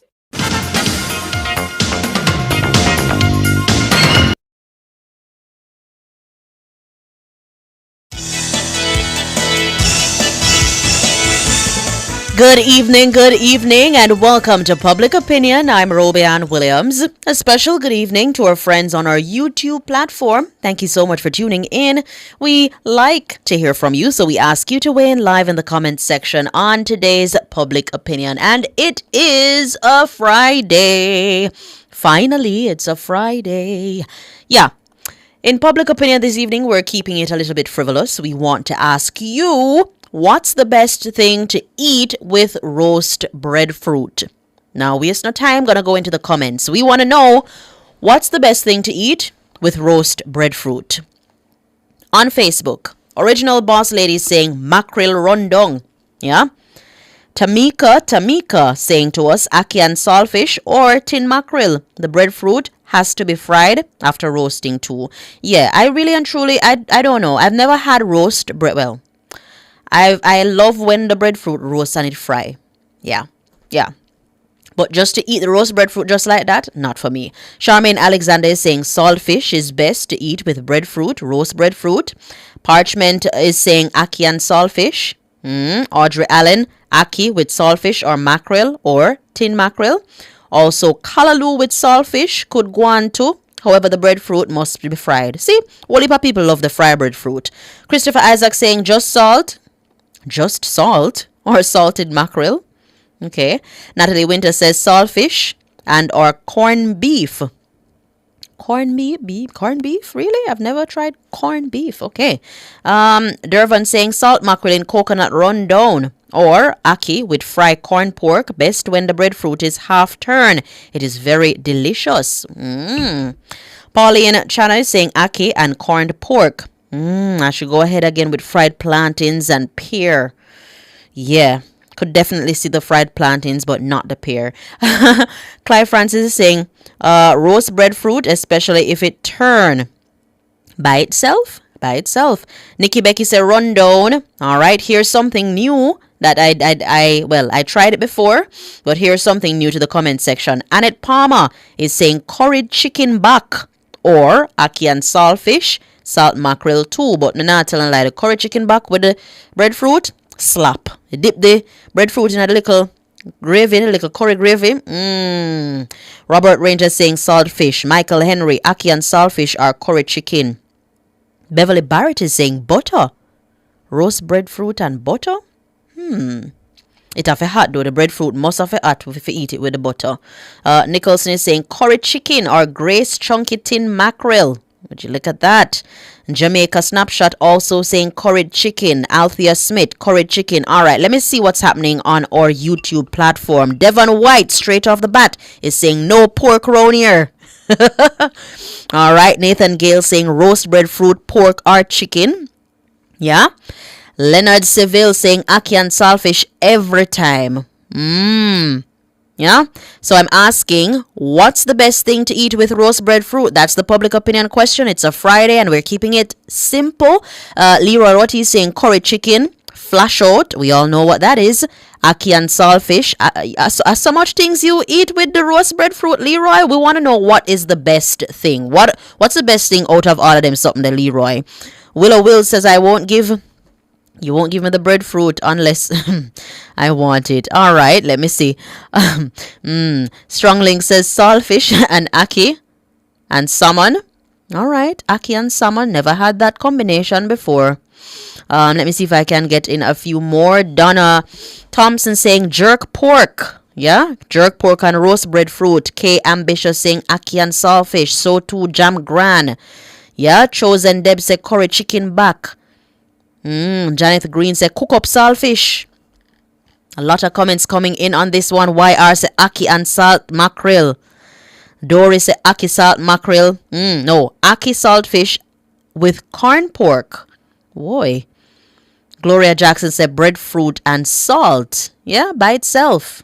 Rob MC is saying fried breadfruit, fried roast breadfruit with Christmas ham.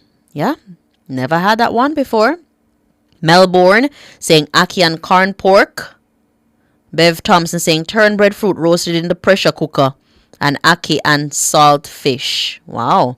All right, let me see if I can quickly go to the comments on our Instagram, where the only Tana Thomas, our very own, is saying saltfish. Ricardo, yeah, Ricardo is saying cook up saltfish.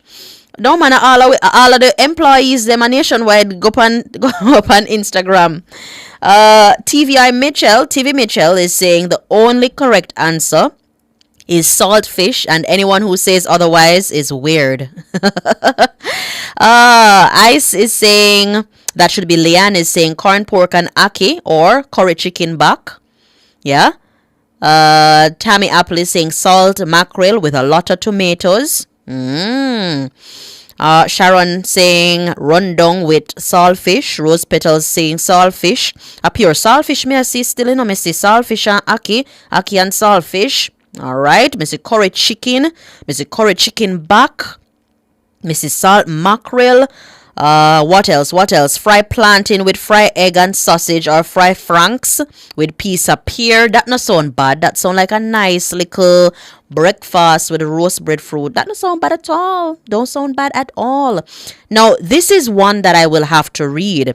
Why? Because it's different from anything else, any other thing we may ever see. Anybody a comment with. Desmond Campbell is saying curry goat. And he's saying that's the secret. That's a secret until you try it. So curry goat and roast breadfruit. Anybody ever have that before?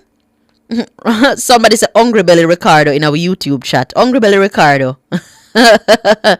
Wilbert Davis said ackee and saltfish all the way. Oops, saying ackee and red herring. Yeah, man, ackee and red herring. I don't eat red herring, you know. I don't eat the red herring. Don't eat the red herring. But I hear it tastes good with ackee and the roast breadfruit. Sharon Bless saying, me no love roast breadfruit unless it well turn. I may just eat it barefoot. Okay, wow. Yeah. But yeah, curried goat. Ever tried that one before? Curried goat and roast breadfruit. Somebody on our X platform said slap. Yeah? Never tried that one before. Let me read this one. McHugh is saying coconut cream. Drizzling warm breadfruit with coconut cream enhances its flavor. Yeah? Never heard of that one. Coconut cream. Fully disclosed, say breadfruit and pear with pork and ackee.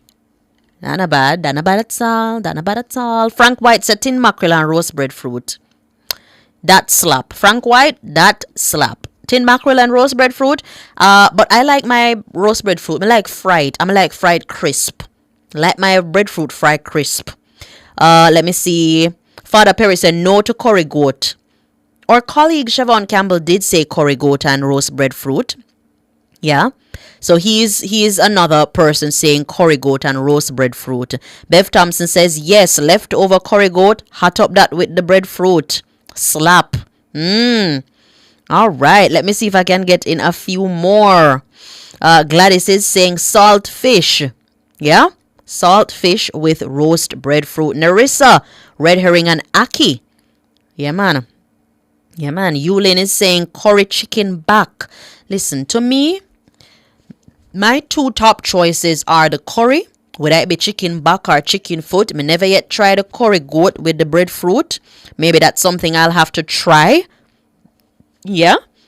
But the curry chicken or the curry chicken back, as well as the tin mackerel, slap. But me not hear nobody say liver. Me not hear nobody say liver. Me not hear nobody say kidney. Me not hear nobody say them something there. Me not hear nobody say them something there. Nobody not like them something there. Make you say anything with curry, slap. Yeah? Slap. Oh boy. Let me see if I can get in a few more. Juliet Sanchez said curry chicken back is the best. Merlin Russell also agreeing, said curry chicken back and breadfruit, slap. Christopher Bowen says curried goat with the skin. Okay. Iso Mario saying baked beans, sausage with enough onion and pepper with roast breadfruit. Yes, the baked bean and sausage have a vibe, you know.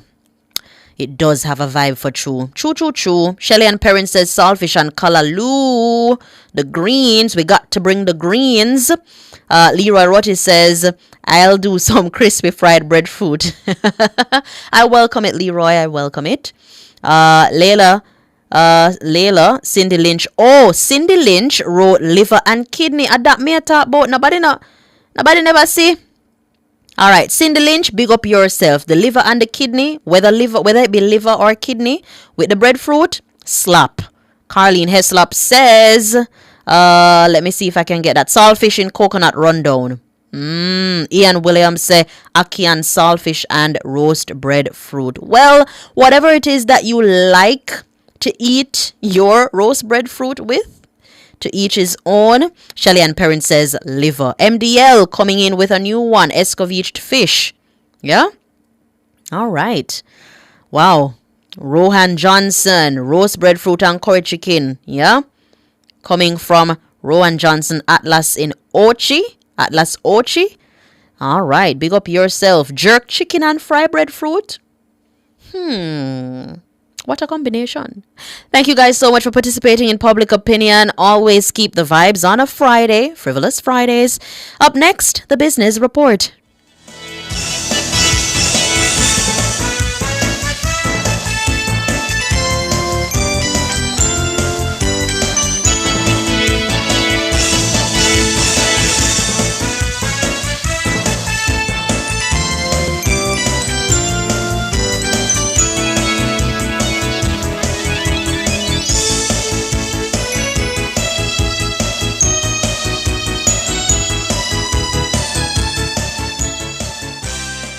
Public Opinion was brought to you by Cleasing Industrial Supplies Limited, Industrial Automation and Control Solutions. Drive the most exciting new vehicles in Jamaica. Schedule your 2024 Ford Ranger pickup or Ford Everest 7-seater SUV test drive now. Call or visit KIG today.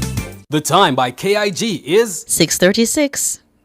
Annual eye examinations not only assess your vision but may be life-saving. Eye tests may detect serious health issues that go beyond your vision. Call IQ Optical to schedule your comprehensive eye test today. The temperature by IQ Optical is 29 degrees Celsius in Kingston, 27 out west in Montego Bay.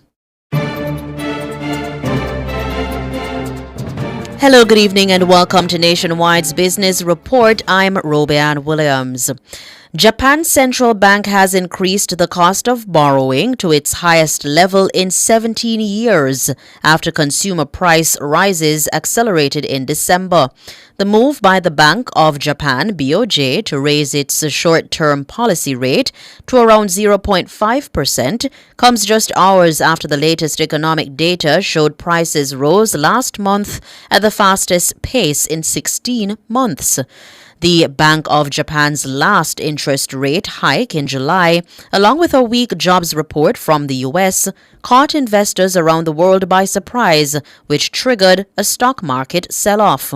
The bank's governor signaled this latest rate hike in advance in a bid to avoid another market shock. According to official figures released on Friday, core consumer prices in Japan increased by 3% in December from a year earlier. The decision marks the Bank of Japan's first rate hike since July and also came just days after Donald Trump returned to the White House.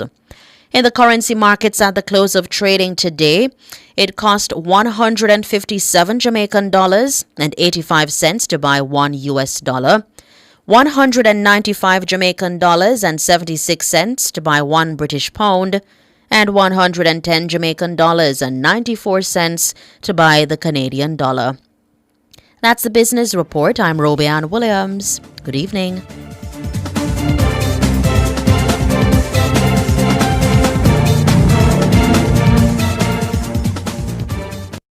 Since 1995, we've been your go-to source for everything related to billiards, amusement machines, and electronics. With locations at 1A Lindsay Terrace, Kingston 10, and the Village Plaza, Big Bridge, Savannah Lamar, we offer top-quality pool table parts and accessories, cutting-edge gaming machines, and more. We also specialize in assembly, sales, and service of amusement machines. We provide unmatched customer service, expert solutions, and products tailored to your needs. Who are we? We are Eclipse Enterprise. Telephone 876-960-3891. Enough power tool, big to small. Jackama figure dig the wall. Our Total Tools. Weed whacker figure trim the lawn. We have everything a job demand. Total Tools. We rent them, sell them and fix them. Also give Total Tools a call. When I say home improvement, landscape construction, or Total Tools are your option. Home improvement, landscape construction, Total Tools are your option. Total Tools located at 102 Main Street, Ocho Rios, 34 Slive Road, Kingston. And lot C6 Jacksaw, Sentence Bay. Call us today. Missed your chance to spruce up in December?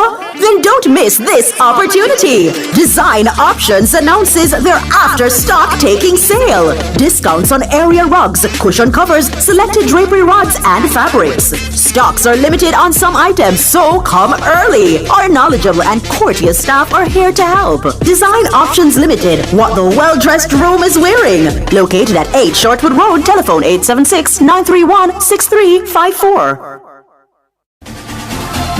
For all your electrical needs, visit ABC Electrical Sales. They stock a wide variety of electrical supplies including plugs, switches, panel boards and conduits, plus energy-saving fixtures. ABC Electrical Sales stocks brands like GE, Siemens, Philips, Cutler Hammer and Allen Bradley. They also offer free island-wide delivery just to suit your needs. Visit them at Shop 8, Hagley Park Plaza, Kingston 10 or call 876-754-3714-5 or 876-754-3825-8. ABC Electrical Sales for a better choice in the electrical business. Outperform, outlast. We top performance. Jackama. Reliable, full stop, not comma. We have the expertise for drilling and demolition. We have the power tools for plumbers and electrician.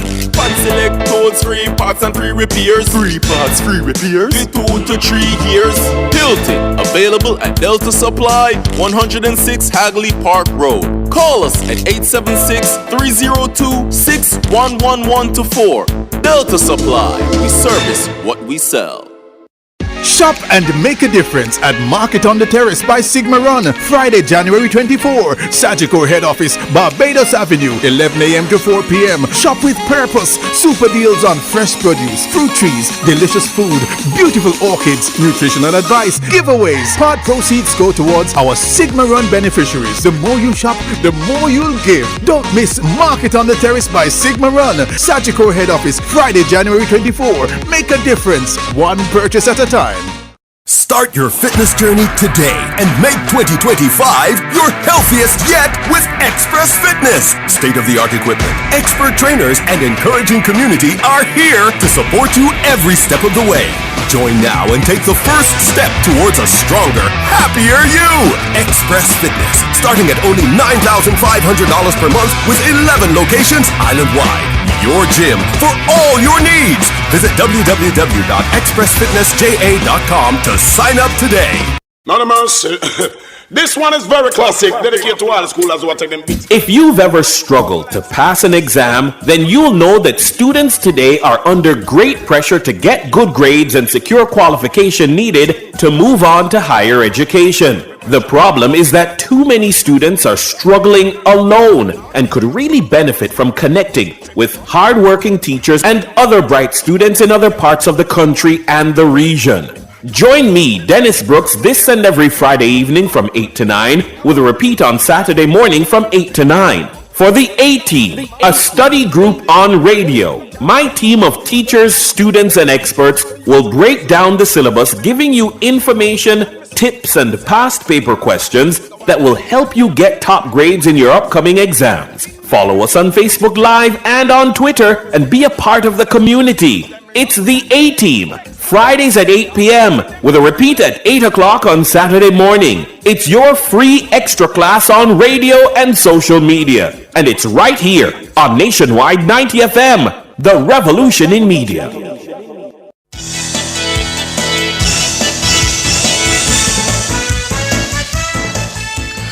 Good evening, listeners and viewers. It's 6:43 and it's time for the nation's business. I'm Siobhan Campbell. And I'm Ricardo Brooks. Well, we are turning to transport this evening. The Transport Minister Darrell Vass says approval has been granted by Cabinet for the Montego Bay Metro to be subsumed under the Jamaica Urban Transit Company, JUTC. Cabinet has approved for the Montego Bay Metro to be consumed by the JUTC. So we will be able to now focus taking in the Montego Bay Metro, for which we have 18 buses, 12 of them which are 2 years old. We are going to expand routes. Well, you see we're expanding routes, but in terms of even the Western Jamaica, based on the fact that we are dealing with a lot of school children now, but with the increase in tourism in that area, hotels, workers that need to be transported. Darrell Vaz, there, the Minister of Transport. The move to not sell the entity follows considerations in May last year about privatizing the metro. This was due to low ridership and maintenance challenges. The Montego Bay Metro was formed in 1997 to serve St. James, Hanover, Trelawney, and Westmoreland. The Metro received 12 additional units in August 2024, bringing its fleet to 18. Minister Vaz says the Montego Bay Metro will be expanding its services to Negril by March. And he joins us now, and we're also being joined by the Chairman of the Transport Authority, Owen Ellington. Good evening, gentlemen. Good evening. Good evening. Good evening, Mr. Ellington is also the acting managing director of JUTC, so he has a dual role. But in this particular case, he's in charge of the JUTC. Thank you, Minister. Let me start by asking then, Mr. Ellington, in terms of the profitability that you see from the subsuming of the Metro under the JUTC. Talk to us about that. You know, we're really not looking at that issue of profitability because the services are subsidized. So what we are focusing on is delivering service which is reliable, consistent, safe, and affordable to the commuting public. And as you are well aware, much of the commuters that we transport are students, and they actually enjoy even a greater subsidy than adult passengers. But they, like I said, the focus is not on profit, but on delivering on the service, but doing it efficiently, which means managing our costs, cutting waste, and ensuring that value for money is generated. I suppose to make the question a bit more specific then, in terms of the sustainability of the JUTC, and the cost-cutting thrust, how does that factor in? Because ridership being low out in that region, how do you... Ridership is very high in Montego Bay Metro. In fact, even since we deployed the additional 12 buses late last year, ridership has increased tremendously. I don't have the numbers in front of me, but the reports that we have been getting since deployment are showing marked increase in the number of students and adults who are riding it. In fact, what we are actually discussing now is expansion of the service based on additional demand for it to extend into new townships. So we do not have a problem in terms of ridership. What we have a problem with is meeting demand for seats. Let me come in at this point. So the fact of the matter is that we have gotten a number of new buses that were committed on and have been delivered. So, as I said before, since May 23, when I was appointed Minister of Transport, there were 50 buses that were in train from the previous minister.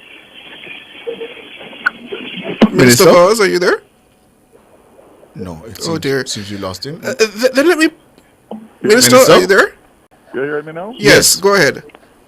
No, I'm saying that we have gotten a number of new buses since I became minister in May 23. And that would be 50 buses that were in train before I became minister that were delivered when I became minister, and 125 since I became minister. So that's 175 new buses. We have another 100 buses that are in the final stages of procurement, hoping to go to Cabinet on Monday. That will arrive here by June, July of this year. So what we are doing is we are expanding services, but making sure that it's not at the detriment of the existing routes that were under pressure because of the lack of functional buses. So it's not about just expanding without thinking about the reduced wait times that we promised, which are being delivered. As you know, at some points we were waiting 2.5, 3 hours on a bus. We have clinically and strategically deployed new routes because of expansion of townships and expansions of areas in the Kingston, St. Andrew, and Spanish Town, Portmore areas. Bottom line is that we are under pressure, especially as it relates to rural kids getting to school. So this is kind of like a interim solution to ease the pressure until such time as the rural school bus is implemented. As it relates to Montego Bay Metro, which was separated and was an independent entity, we did an assessment which Mr. Ellington led the team to do a full assessment of what it is that Montego Bay Metro had in relation to fleet, in relation to resources, in relation to facilities, etc. And we realized that it was a duplication. And the fact is that if it was subsumed by JUTC, we could get more efficiency, and also we could cut costs significantly, because basically you had two sets of personnel, one at Montego Bay Metro, one at JUTC. With the reduced fleet over the years at JUTC, the bottom line is that we have staff that we can send to Montego Bay Metro, and we can restructure the entire Montego Bay Metro to make sure that we increase buses, increase routes, and increase efficiency and safety. So that is where we are now. And I must tell you that the response to the 12 buses that we sent down there, I can't remember, Owen, how many buses were working there at the time, but whatever it was woefully inadequate. And with the 12 and the 6 buses that are there now, it's amazing to see what 18 buses and the amount of people that 18 buses and the routes. We expanded the routes with the 18 buses. And we are now servicing Trelawney, St. James, Westmoreland, Hanover. And we are hoping to go, to the Grill, which is obviously the western tip, and also into St. Elizabeth. The response in relation to the routes that we have done, which is the Maypen, St. Thomas, Old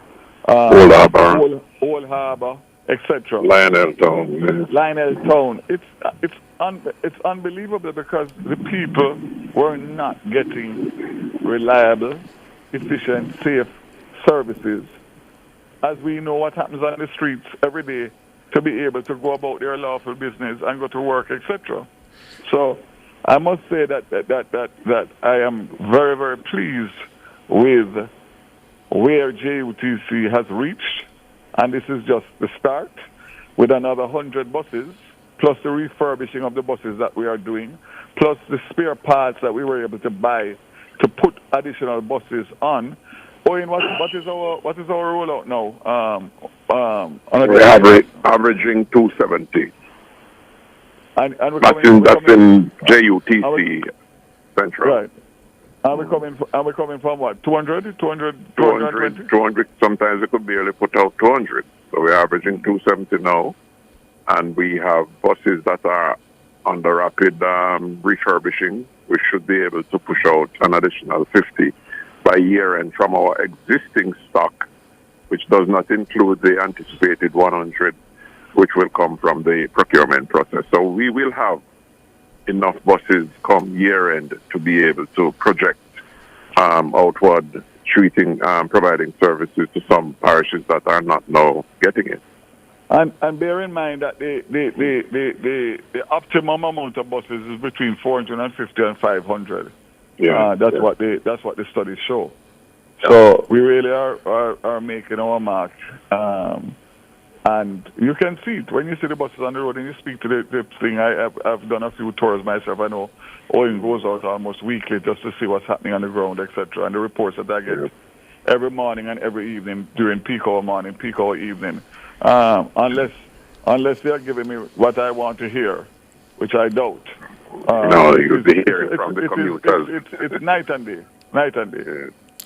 And you know, Ricardo, the fact of the matter is that you don't hear the amount of complaints that you hear daily on the radio shows and social media everywhere. So you know that you're doing something right because they as I call it, the misery index, which I promised to reduce. I mean, I get WhatsApps daily from people complaining and making suggestions. But when I first came in, I would say that I would get maybe 20 messages a day of complaints from their various areas. And now, if I get 2 or 3, and maybe one of them is a suggestion, that's it. I mean, so you know, realistically, and not because people want to tell the minister what he wants to hear. There has been a significant improvement, and I must praise the former managing director who is on leave and the acting, plus the entire JUTC staff, because you know that JUTC is not an easy place. Mm-hmm. Owen Ellington, part of the problem that has plagued the JUTC for a while now, for example, theft of the fuel. In some instances, there have been allegations that parts have been stolen, which obviously put the buses out of operation.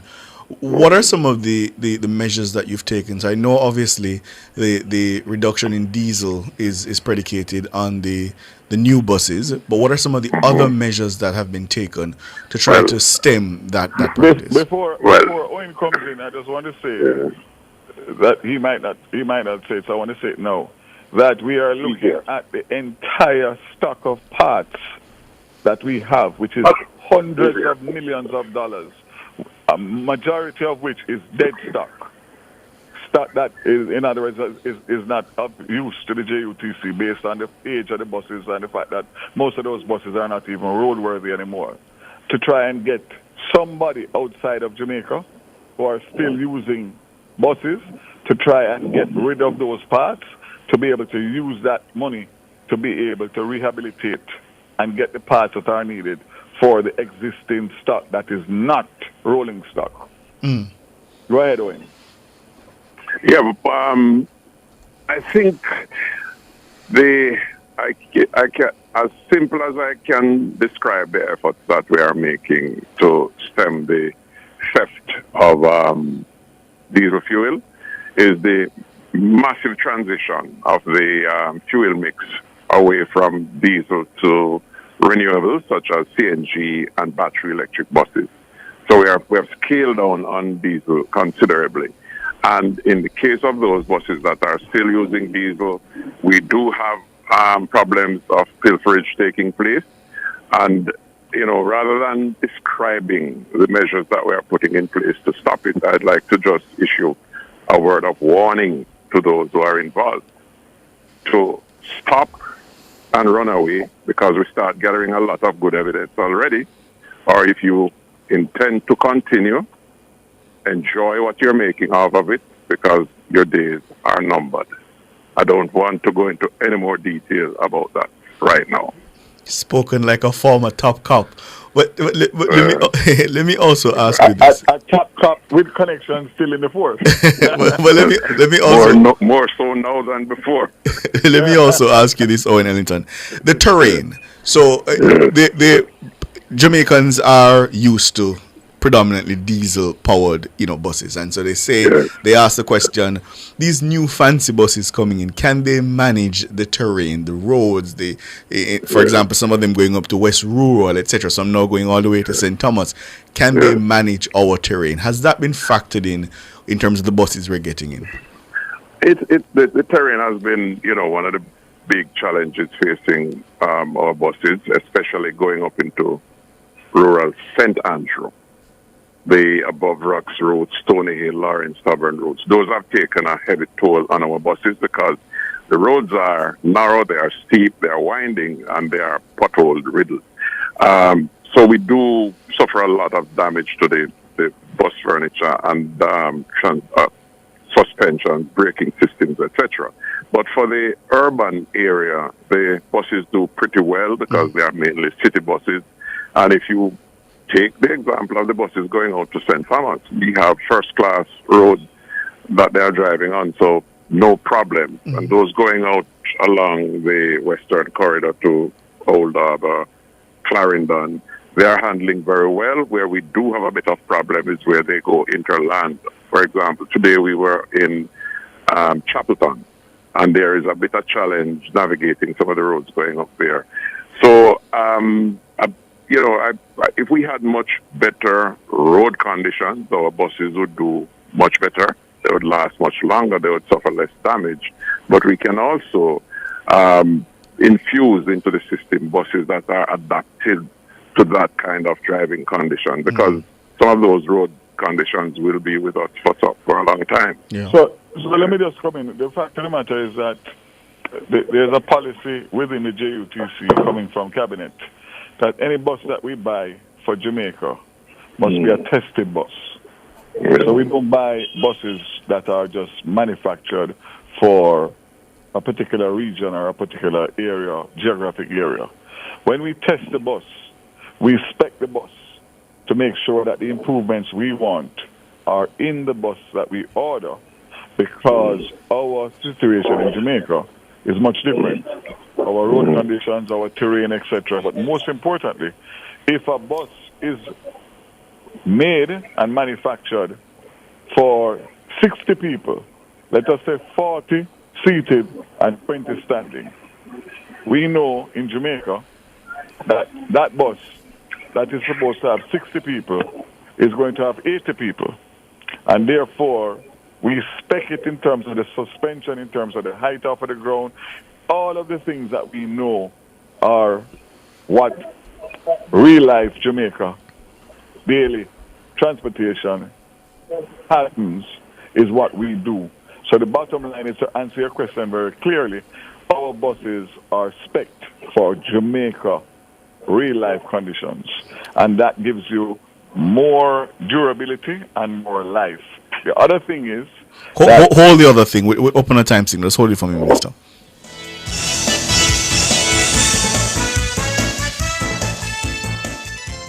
GK1 now introduces third-party motor insurance from GK General Insurance. Download and log into the GK1 app, then select one of 3 affordable third-party options. The time by GK General Insurance is 7:01.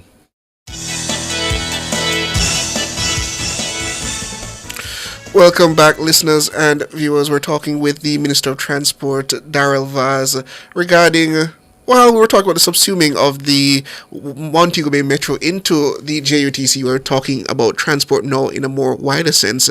And we also have with us the chairman of the Transport Authority, Owen Ellington, who is also holding the dual role at this point as the acting director of the JUTC, the acting managing director, rather, of the JUTC. Minister, you were making a point. You can continue. The other thing is that what we have had in the past is that we buy buses, and buses have a lifespan.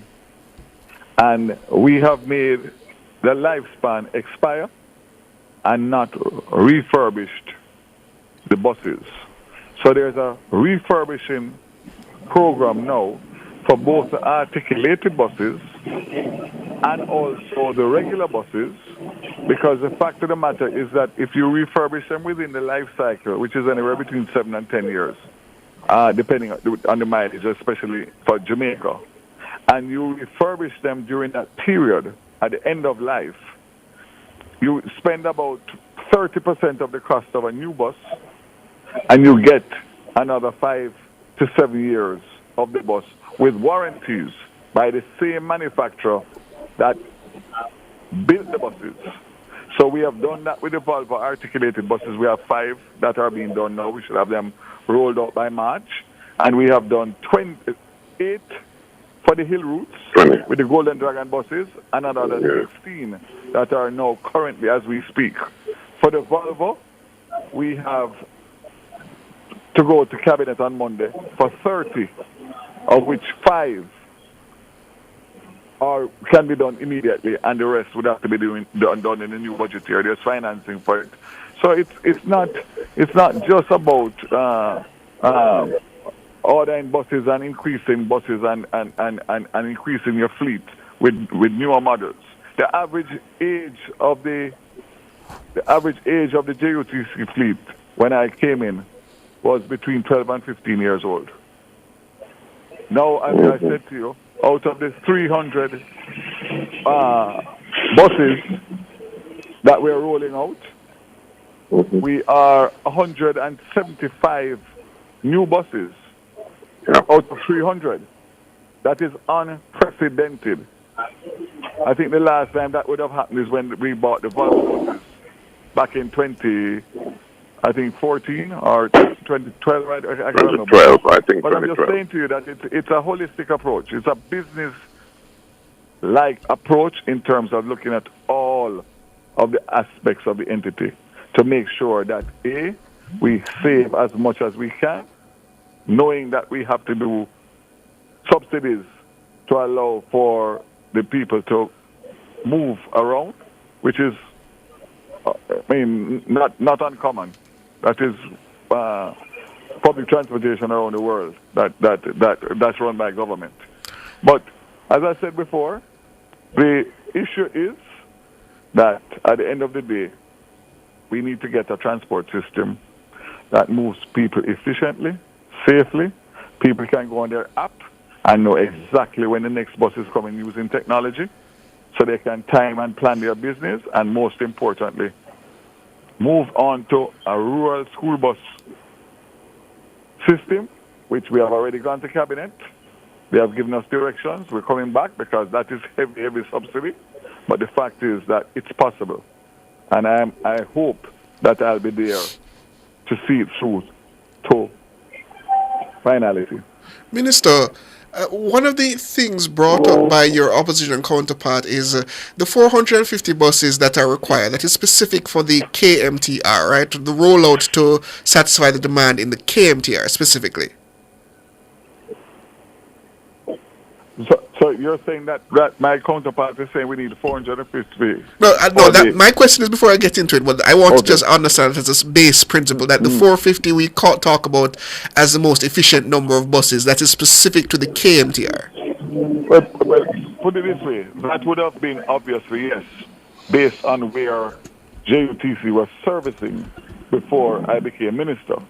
The fact of the matter is that I'm not sure that 450 number was properly spec'd out in terms of the routes, the improved routes, the increased routes, and most importantly, the efficiency of the operation of the JUTC, which I think once you have the efficiency and you improve it, then you are able to move buses around at different times of the day, and you would need to actually have 450 buses necessarily.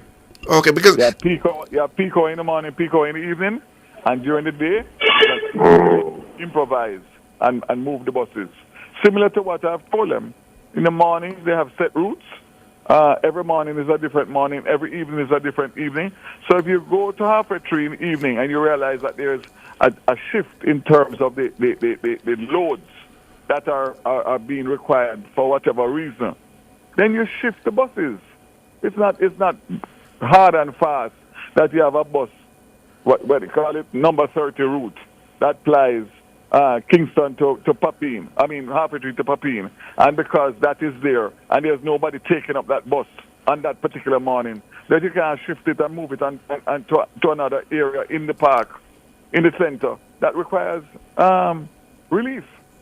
So it's all about management. To me, it's all about management, and that is what we're trying to put in. And as I said before, I think that every person that is reasonable and rational will say when the call is over that absolutely there's an improvement, and there's room for much more improvement, and that's what I'm about. I asked that, Minister, because when you look to expand into other parishes, and I would like you to challenge the point by Mr. Phillips that you should satisfy the demand where it exists now based on the lack of necessary buses to fulfill that demand before you seek to expand further on a very limited 100%. very limited fleet.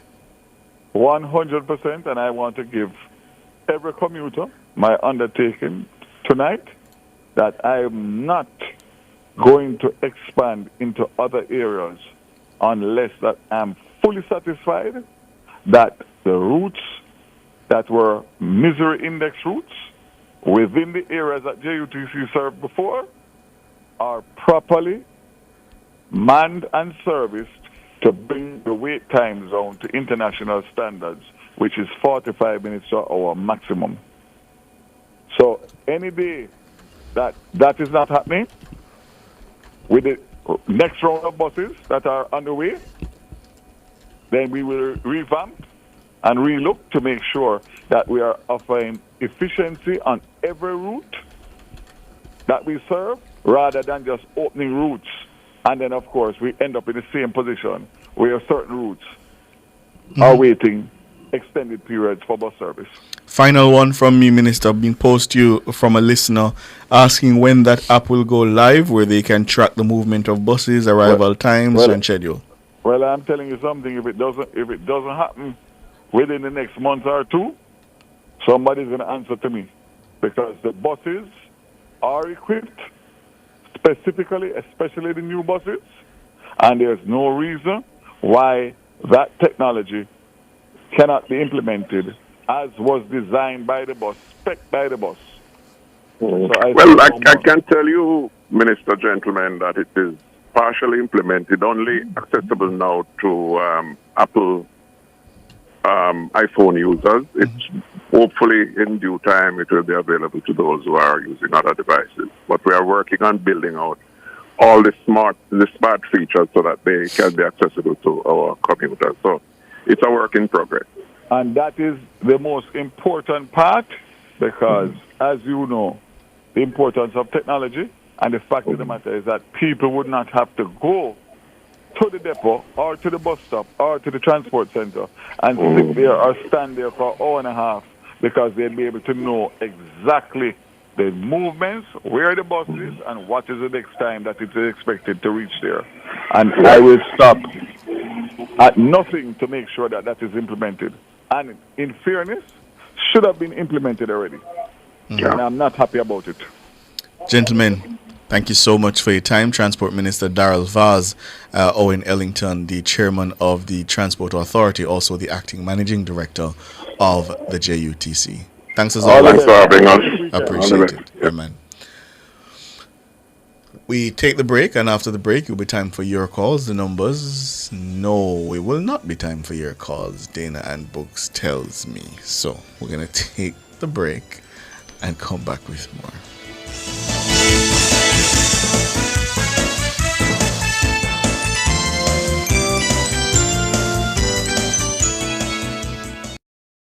Are you equipped to protect your organization from financial crime? The University of the Commonwealth Caribbean, in partnership with the Anti-Money Laundering and Financial Crimes Institute, is offering internationally recognized certifications in anti-money laundering, improved compliance with certifications in FCPA, fraud risk management, countering the financing of terrorism, and more. Visit www.ucc.edu.jm or call 876-906-3214 for more information. Enough power tool, big to small. Jack on my figure, dig the wall. Our Total Tools. Please walk a figure, trim the lawn. We have everything your job demand. Total Tools. We rent them, sell them, and fix them. Also give Total Tools a call. When you say home improvement, landscape construction, or Total Tools are your option. Home improvement, landscape construction, Total Tools are your option. Total Tools, located at 102 Main Street, Ocho Rios, 34 Slipe Road, Kingston. And lot C6 Jacksaw, Sentence Bay. Call us today. Tune in to Outside with Pepita from 2 p.m. to 5 p.m. as we broadcast live from Megamart, 29 Waterloo Road on Saturday, January 25. Outside with Pepita and me, the Stinger Honey Bee. In a Megamart equals Mega Vibes. Come on down to Megamart Waterloo for all the New Year excitement. Don't miss the Mega Fiesta, the mega specials, and the Mega Promotion. Outside with Pepita is doing it mega with Megamart. So join Outside with Pepita alongside Honeybee Saturday, January 25 from 2 p.m. to 5 p.m. Catch us at Megamart, 29 Waterloo Road, Kingston. Or tune in to Nationwide 90 FM, the new revolution in media. This broadcast is brought to you by Megamart. None of mercy. This one is very classic, dedicated to all the schoolers who are taking beats. If you've ever struggled to pass an exam, then you'll know that students today are under great pressure to get good grades and secure qualification needed to move on to higher education. The problem is that too many students are struggling alone and could really benefit from connecting with hardworking teachers and other bright students in other parts of the country and the region. Join me, Dennis Brooks, this and every Friday evening from 8 to 9, with a repeat on Saturday morning from 8 to 9. For the A-Team, a study group on radio, my team of teachers, students, and experts will break down the syllabus, giving you information, tips, and past paper questions that will help you get top grades in your upcoming exams. Follow us on Facebook Live and on Twitter and be a part of the community. It's the A-Team. Fridays at 8 p.m. with a repeat at 8 o'clock on Saturday morning. It's your free extra class on radio and social media. And it's right here on Nationwide 90 FM, the revolution in media.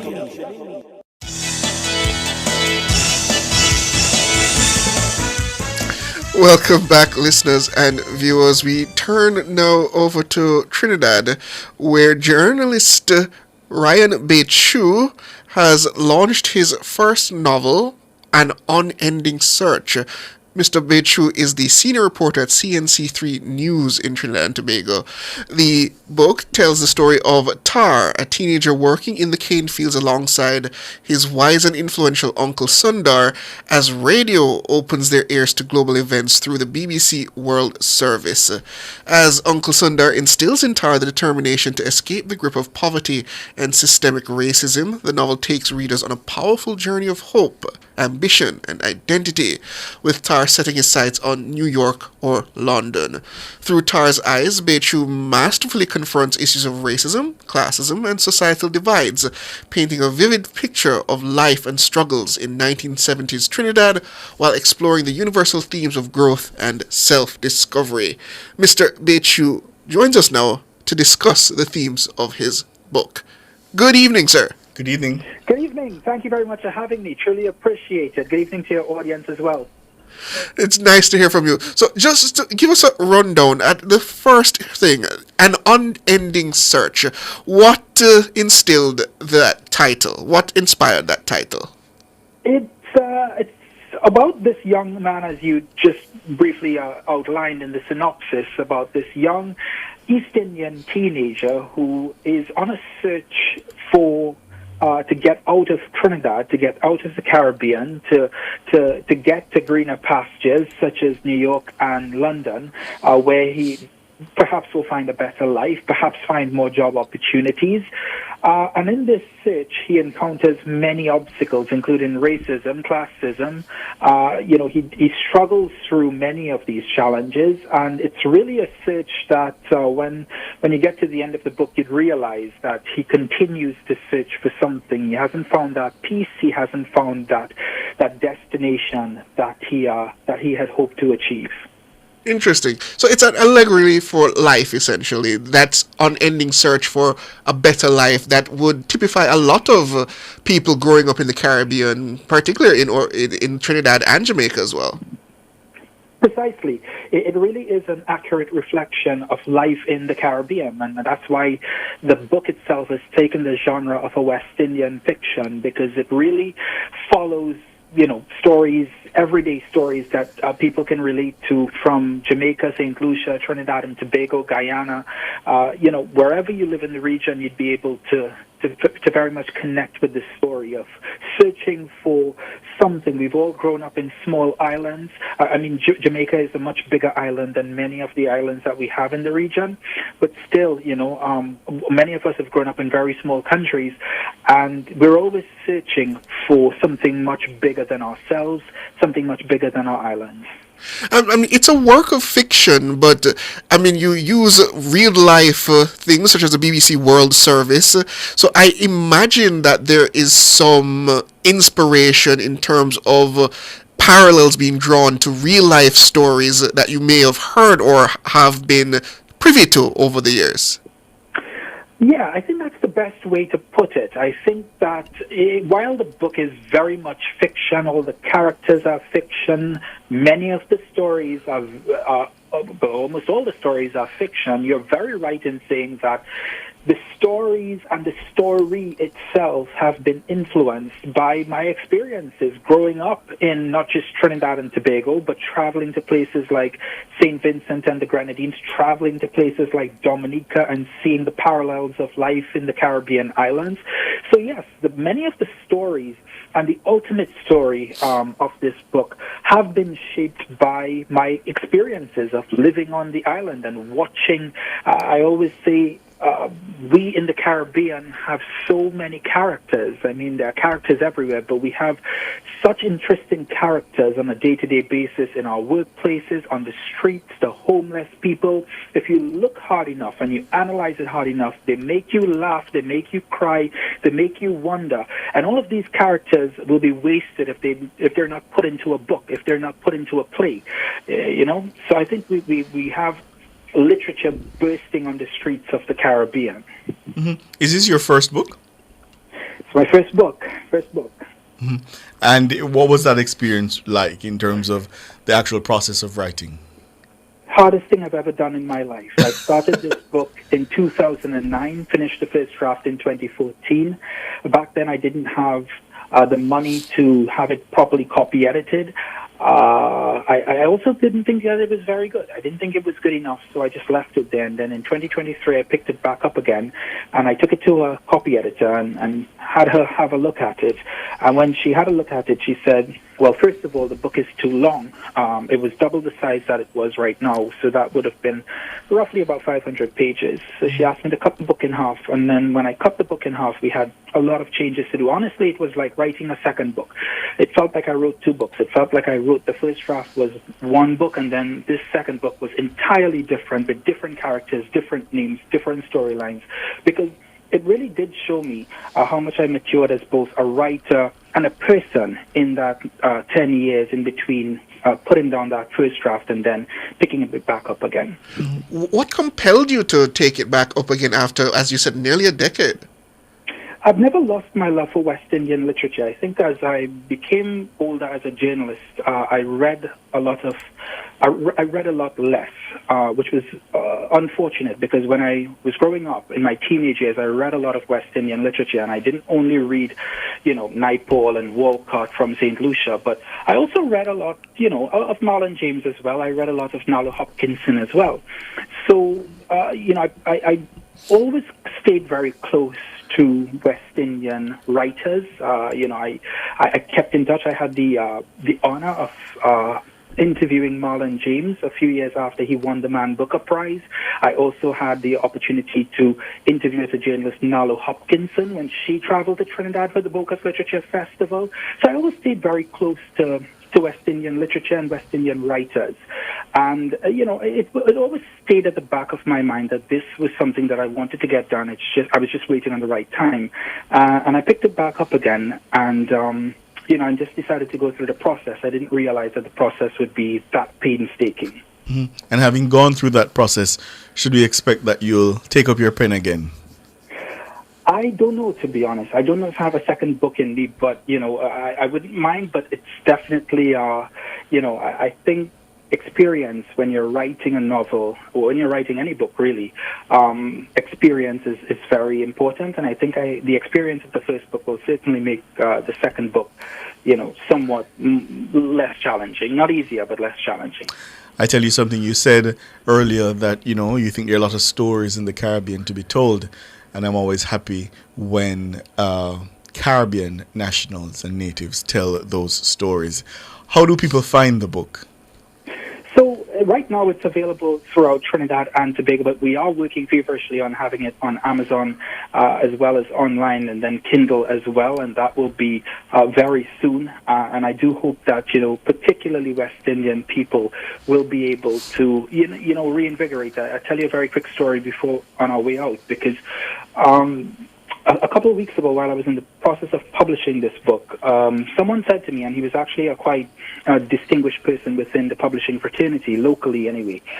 He said to me, the people of the region and publishers don't really have a taste for West Indian literature anymore. That was the taste of the 60s and 70s on the back of Windrush. And, and I kind of understood where he was coming from, but I also, I also want to say that, not because West Indian literature might be out of fashion these days, doesn't mean that we don't have to, or we can't write it. I'm a West Indian. I love the West Indies. I love West Indian literature, and I didn't write the book to win a Nobel Prize in literature. I wrote the book out of a passion and a love for West Indian literature. Mm-hmm. So I think that we are.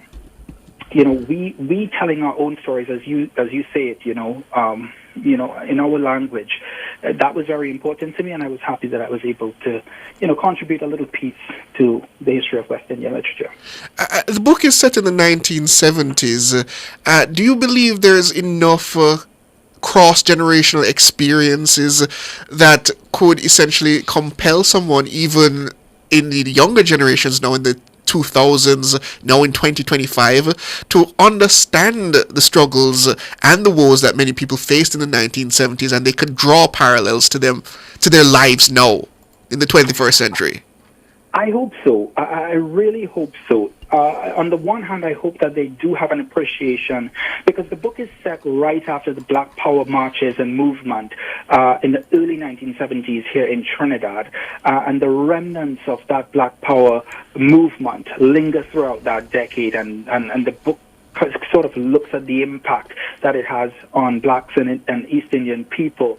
And what I do hope is that even if they can't completely understand and appreciate what happened in after that Black Power movement, that they can at least draw parallels to the protagonist of the book, who really goes about on a search of escapism from Trinidad and the Caribbean to this promised land, as New York and London have always been for people of the Caribbean. New York and London have always been the promised land. You go there, you get a better job, you find a better life, etc. I hope that they could find parallels in this protagonist, about his unending search for a better life and the struggles that he had to endure with their own struggles and with their own lives. And at the end of it, things didn't work out for him, and they could also see, if things don't work out for them either, that sometimes things just don't work out. Yeah. Ryan Bechu, thank you so much for your time. All the best. Appreciate it as always, and appreciate talking to you in a different capacity tonight. All right, my brother. Senior reporter there at CNC3 News in Trinidad and Tobago, Ryan Bechu. His new book will be available soon on Amazon and on Ending Search.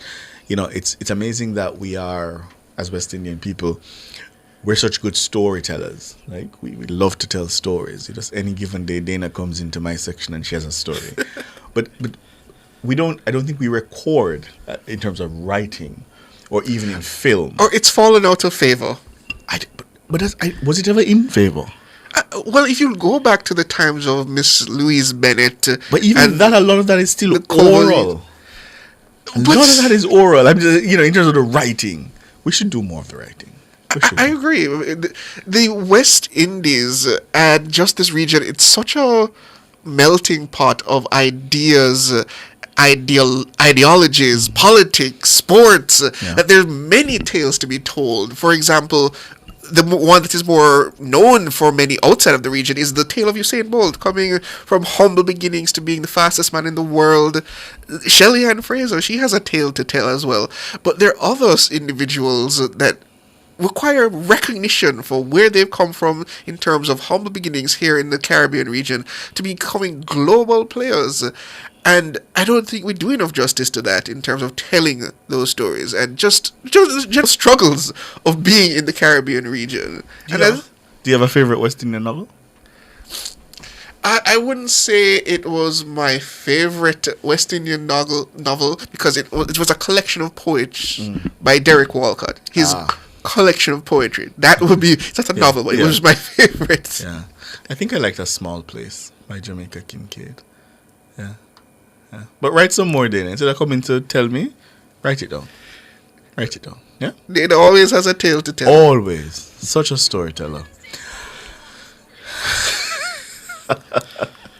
It's time for your call. 630-937-124, 618-8255.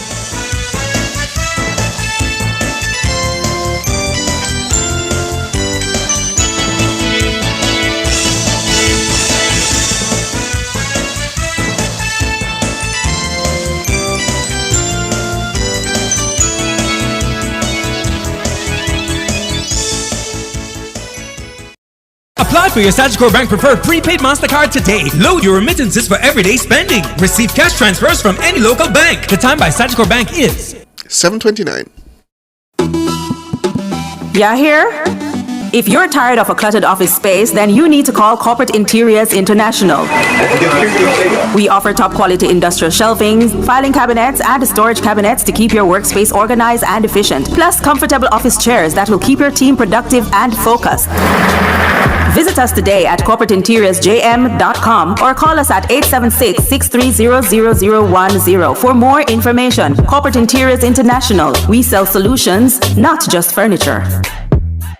None of mercy. This one is very classic, dedicated to all the schoolers who are taking beats. If you've ever struggled to pass an exam, then you'll know that students today are under great pressure to get good grades and secure qualification needed to move on to higher education. The problem is that too many students are struggling alone and could really benefit from connecting with hardworking teachers and other bright students in other parts of the country and the region. Join me, Dennis Brooks, this and every Friday evening from 8 to 9, with a repeat on Saturday morning from 8 to 9. For the A-Team, a study group on radio, my team of teachers, students, and experts will break down the syllabus, giving you information, tips, and past paper questions that will help you get top grades in your upcoming exams. Follow us on Facebook Live and on Twitter and be a part of the community. It's the A-Team, Fridays at 8 p.m. with a repeat at 8 o'clock on Saturday morning. It's your free extra class on radio and social media. And it's right here on Nationwide 90 FM, the revolution in media. Tune in to Outside with Pepita from 2 p.m. to 5 p.m. as we broadcast live from Megamart, 29 Waterloo Road on Saturday, January 25. Outside with Pepita and me, the Stinger Honeybee. In a Megamart equals Mega Vibes. Come on down to Megamart Waterloo for all the New Year excitement. Don't miss the Mega Fiesta, the Mega Specials, and the Mega Promotion. Outside with Pepita is doing it mega with Megamart. So join Outside with Pepita alongside Honeybee, Saturday, January 25 from 2 p.m. to 5 p.m. Catch us at Megamart, 29 Waterloo Road, Kingston. Or tune in to Nationwide 90 FM, the new revolution in media. This broadcast is brought to you by Megamart.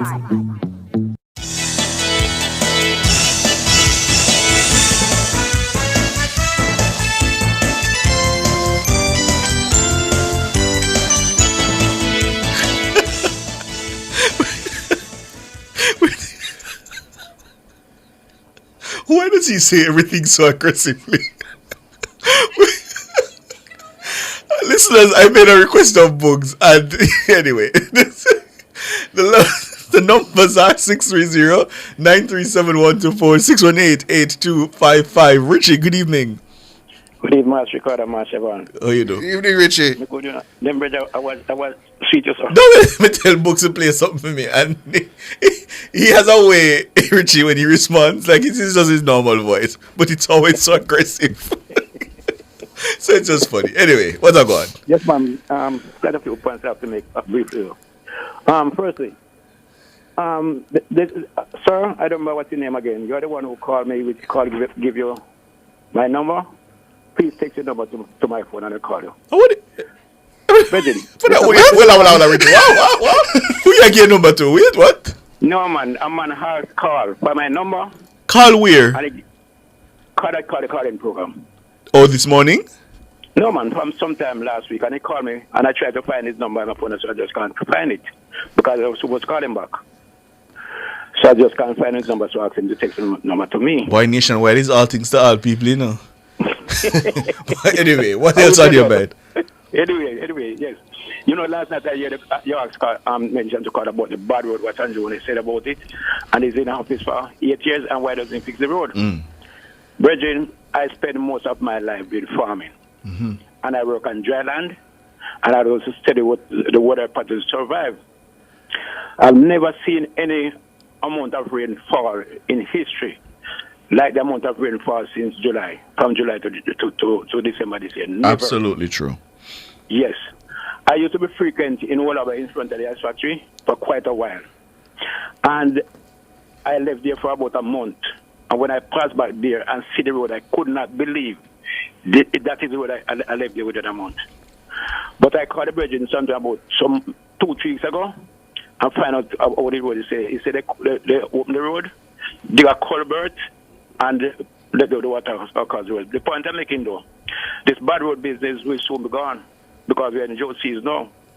But we're feeling it, but we have to talk. But anyway, I listen Peter Bunting this evening, and he makes some points which I'm saying think he's very disingenuous. But he's partisan, and they have to make their way out. But he talk about the economy, which is declining, and the economy start declined from the COVID. And Andrew managed COVID so well that he put Jamaica on top of some of the big countries in the world, to a point where the rating agencies downgrade our ratings to a point where Jamaica can get loan almost without interest rate. Upgrade, not downgrade. Upgrade, whatever. Now, me Peter Bunting mentioned about public sector workers will get 20%, and they take how much 100% for themselves.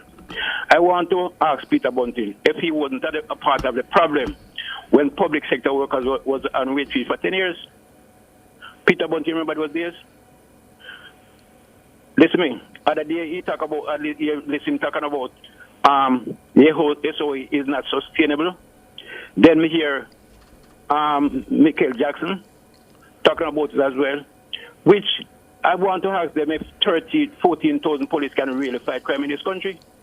If the SOE wasn't sustainable, what will become of us from that time until now? I think these people are just playing politics where they have to play politics because they don't have no plan for the country. But they're not going to take politics and win election here. That's how Peter Bunting, that's straight, because he's a part of the problem. The most thing that happened in this country which is wrong, Peter Bunting is a part of it. So don't come and complain about politics. No. Wait. No. What do you mean he's a part of it? Then listen to me. When public sector workers was on wage, Peter Bunting wasn't a part of the government. Eh? No, that's a different thing. That's a different thing from what you just said. You said he's a part of everything that is wrong in the country. He is no. Well, if I say you're saying that he was a part of the government that presided over most of the things. So you're saying he was a part of the government that presided over some undesirable things, in your view? Okay. Yes, that's what I mean. So if I say that wrong, but I mean, Ricardo, we know they are in opposition, and they doesn't have a sense of plan for the country. And that they have to be a party. But to me, they are just disingenuous. And you see me from me, brother, I love honesty. I just can't take it parties. When me didn't keep talking about it, it's like they make me wild. So I'm just saying to Peter Bunting, you're not going to come to a party to win the election. You come with some plans and come and tell the people what you plan to have a country must start paying for. Because I don't know how to take Jamaican people for food. And a couple food in our countries. Some of the food that's in the country, at them who don't lead and miss that tell I cannot lie. But nobody of the parties, so come with some plans here. All right, Richie. Yes, sir. 630-9371-24, 618-8255. Who done it? Good evening. Hi, good evening, Ricardo. Good evening. It is Chevron Campbell. That's correct. How are you guys doing? Doing quite well. How about you, sir? Well, I'm doing well, and I'm still traveling. Very nice highway. Good evening to my YouTubers. Massive, one of the most,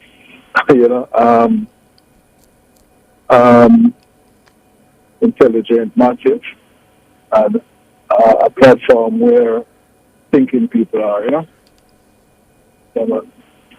big up Marigold Weber, who is, I call her First Lady and Moderator. Yeah. So I don't want to get into the name because I may get into trouble if we get some other people names. But it's been a very, I would say, eventful week with a lot of things happening, the killing of the Dan, and among other things.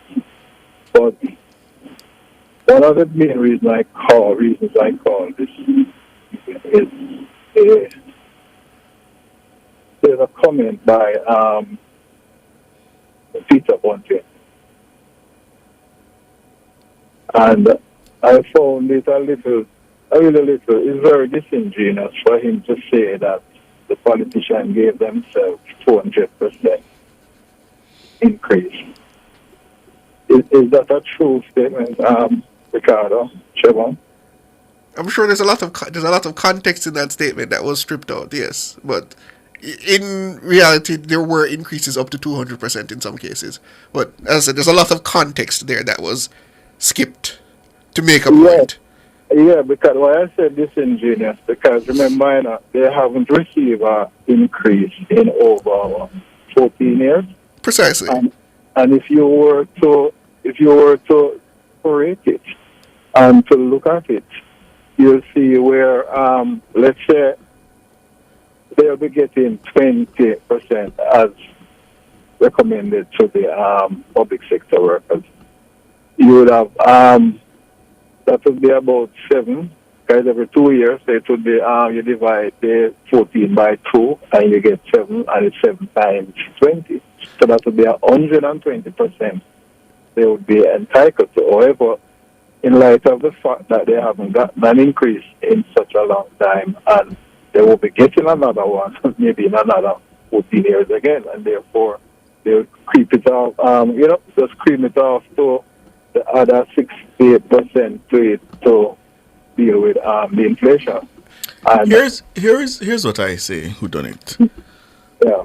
I don't have a problem, and I think I said this from the increases were announced. I don't have a problem paying politicians well. I don't have a problem with the increases that have been announced. What I do have a problem with is the fact that accountability measures weren't tabled, codified, passed and codified into law at the same time.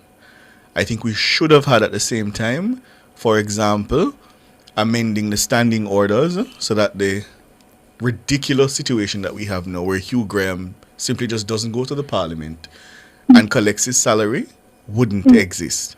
We should have had, for example, serious conversations about the right to recall MPs like Hugh Gordon. The people of his constituency should have had the right to recall him at this point. So those kind of accountability measures, I think, should have been tabled at the same time. Because I think for most people that is what is the sticking point. Because them say, oh, big salary, and some of them, because not all of them, some of them don't do any work. In that immediate case, the standing orders do speak to that, but the problem is they're not enforced. And I think it's also a little bit, in terms of how it is structured now, a little bit loose. It can be tightened, I think. So, for example, you can skip 4 days, show up one day, and precisely right. So it can be tightened. So I don't have a problem with them being paid well. I think that's a desirable thing, if I'm being honest, because, for example, I always say to myself, just think about the Minister of Finance. Let's use the Minister of Finance as the one in the cabinet. The signature of the Minister of Finance moves billions of dollars from the consolidated fund, right?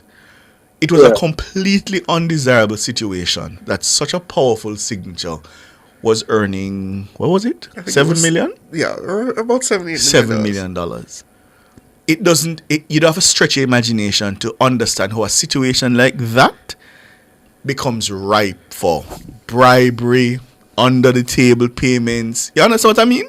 So Leslie Campbell said a similar thing, and he was pilloried for saying it. No, but it's the truth. That's the truth. And I feel the same way about customs workers, police officers, those people who hold sensitive posts. You pay them well, and then when you find out that they're involved in anything, any kind of hanky-panky, then the penalty should be severe. So I don't have a problem with that. But we need the accountability The other measures. thing before on, the week that passed, we saw where a particular behavior on the political platform with Danishka Williams.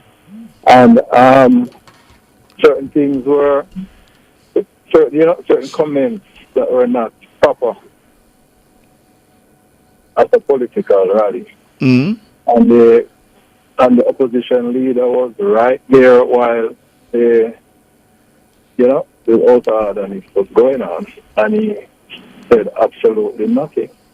I'm now wondering if that is the kind of politics, the kind of representation. It's really like the board, they really gone to a low level. No, but my understanding of that situation was that an apology was forthcoming once the expletive was uttered. From who they I believe the artist apologized.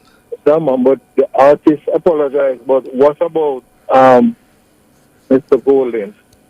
What about the PNP General Secretary? You don't think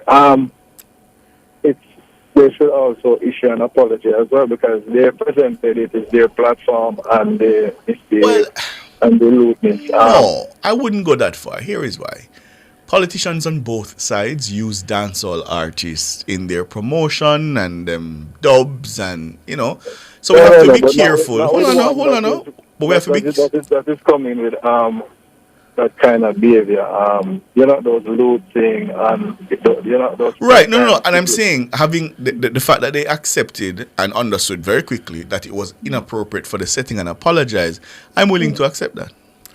Because a lot of people don't hear this apology from Tingdena, and therefore that is why the opposition leader should in fact come out and say something. And then not only that, one the other thing I noticed, what has happened to the integrity and the ethics committee who also review our candidates are normally vet them in some way and so approve of their fitness to represent. What is that? That has no longer exists. Are you talking about internally to the People's National Party? Because they do still have their Integrity and Ethics Committee. Okay, but not only just from the political. I mean, is there anything else? What do you mean? From their political side, because remember, they can endorse their people. And it's what happened now with Lawrence Rowe, where they did not approve of him according to them, but Mark Golding said that he knew that he failed the ethics committee review, but he gave him to come through. So therefore, in my view or my opinion, I don't think that it should be left for just the party to endorse their candidate. You mean there should be an external body to the political parties that does that? Yeah.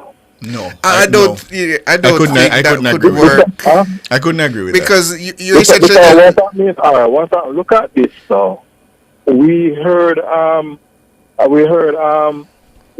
Justice Minister Chuck just ask a question, and there are people coming out asking for him to resign.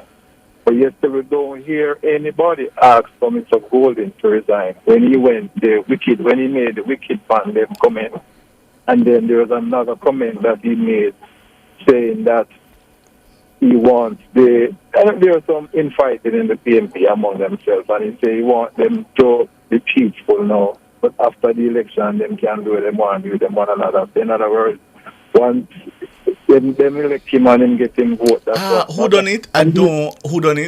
I don't think those things are... Because here's the thing. You don't think... No, let me explain. You don't think that would warrant if he was in... No, I don't think it warrants Mr. Golding. Leader in England. No, I don't think it warrants Mr. Golding's resignation. The language he used, you can call it intemperate, you can call it inappropriate, which the political ombudsman did, I recall, find it inappropriate and asked that he withdraw it, and he didn't, and perhaps that's what you should focus on. But I don't think that will rise to the level of a resignation. In fact, frankly, I think in this country we love call for resignation too often. We just throw it around like some kind of ball. Resign. Or it is okay for an opposition leader that looking to be commander-in-chief of a country to be making those public utterances. What did you understand him to mean? I think that's important. I didn't understand him to mean anything violent. You serious? I am serious. I did not understand him to be inciting violence. They must get wicked from Labour because they are not going to give up this thing easily. I did. Then tell him, and I'm saying that was my interpretation. I didn't interpret it to be violent. The language, as I say, may have been inappropriate, shouldn't have been said, but I didn't understand him to be saying go commit crimes or no. So hold on now, Ricardo. What if Dr. Prime Minister Dr. Andrew Holness had made such a comment? I'd feel the as same. the Prime Minister of Jamaica. I'd feel the same. I would feel the same. You're joking. If I recall, during the 2016 election campaign, at the time, Portia Simpson Miller suggested that the Prime Minister... Hold on, let me hear this. Why what? Why the bar is so low for him? For who? Mark Golding. The bar is not low for Mark Golding. The bar is just low. You're saying... right. But you're saying you want him to resign over what he said? And I'm saying to you, I don't agree with that. He should withdraw it. It was inappropriate, it was intemperate, but to resign as the opposition leader, no. Yeah, man, if he was in England, they would ask him to resign. But he's not in England. Unfortunately. He's not in England. In England, they have standards. What you're hearing about there, that Bunty wants to be finance minister. Say that again? There's a so that Bunty wants to be finance minister if the PPP should win. I don't comment on SUS. So I couldn't tell you. I don't know. They think it's a voodoo economy we have here. If what? No, they think it's a voodoo economy we have. I'm failing to understand the comment. That he goes. All right, who done it? Thanks for the call. 630-937-124, 618-8255. Dennis, good evening. Evening. Good evening, Dennis. How you guys doing? Doing very well. All right. I heard you talking to Minister of War not too long ago about transport. When Bruce Golding was the Prime Minister, Shaw ordered 200 Volvo buses. And in that lot of buses, there are some shorter buses that came down that were marked with some blue mark on the front bumpers, but specifically for rural, hilly terrain. I was hoping that you guys have because keep them on and let's start them on, you know. But I really love Mr. VAR to look at those short Volvo buses. When I remember taking those buses coming up the hill to Stone Hill, and when those buses like really full, they run up there like they're nothing in them, you know. But are those buses still in use and are they still manufactured? I haven't seen any. Every now and then I see one or two of them on the road. But I think he should really look at those short Volvos and try to restore those buses for rural. Because the route like 53, 54 really badly need the buses. The stuff when they call Dragon, those are total waste of time. Right? People take them at the aperture and by the time they reach up Constance Road, just them stop. Them totally don't waste time with them buses. The total waste of time buses. And we need to put more buses on the 52 route like morning and evening. Because those are the only JTC buses that run from I think it's Temporal down to downtown. You know, so need to put some more 52 on the route in the peak, morning and evening peak hours.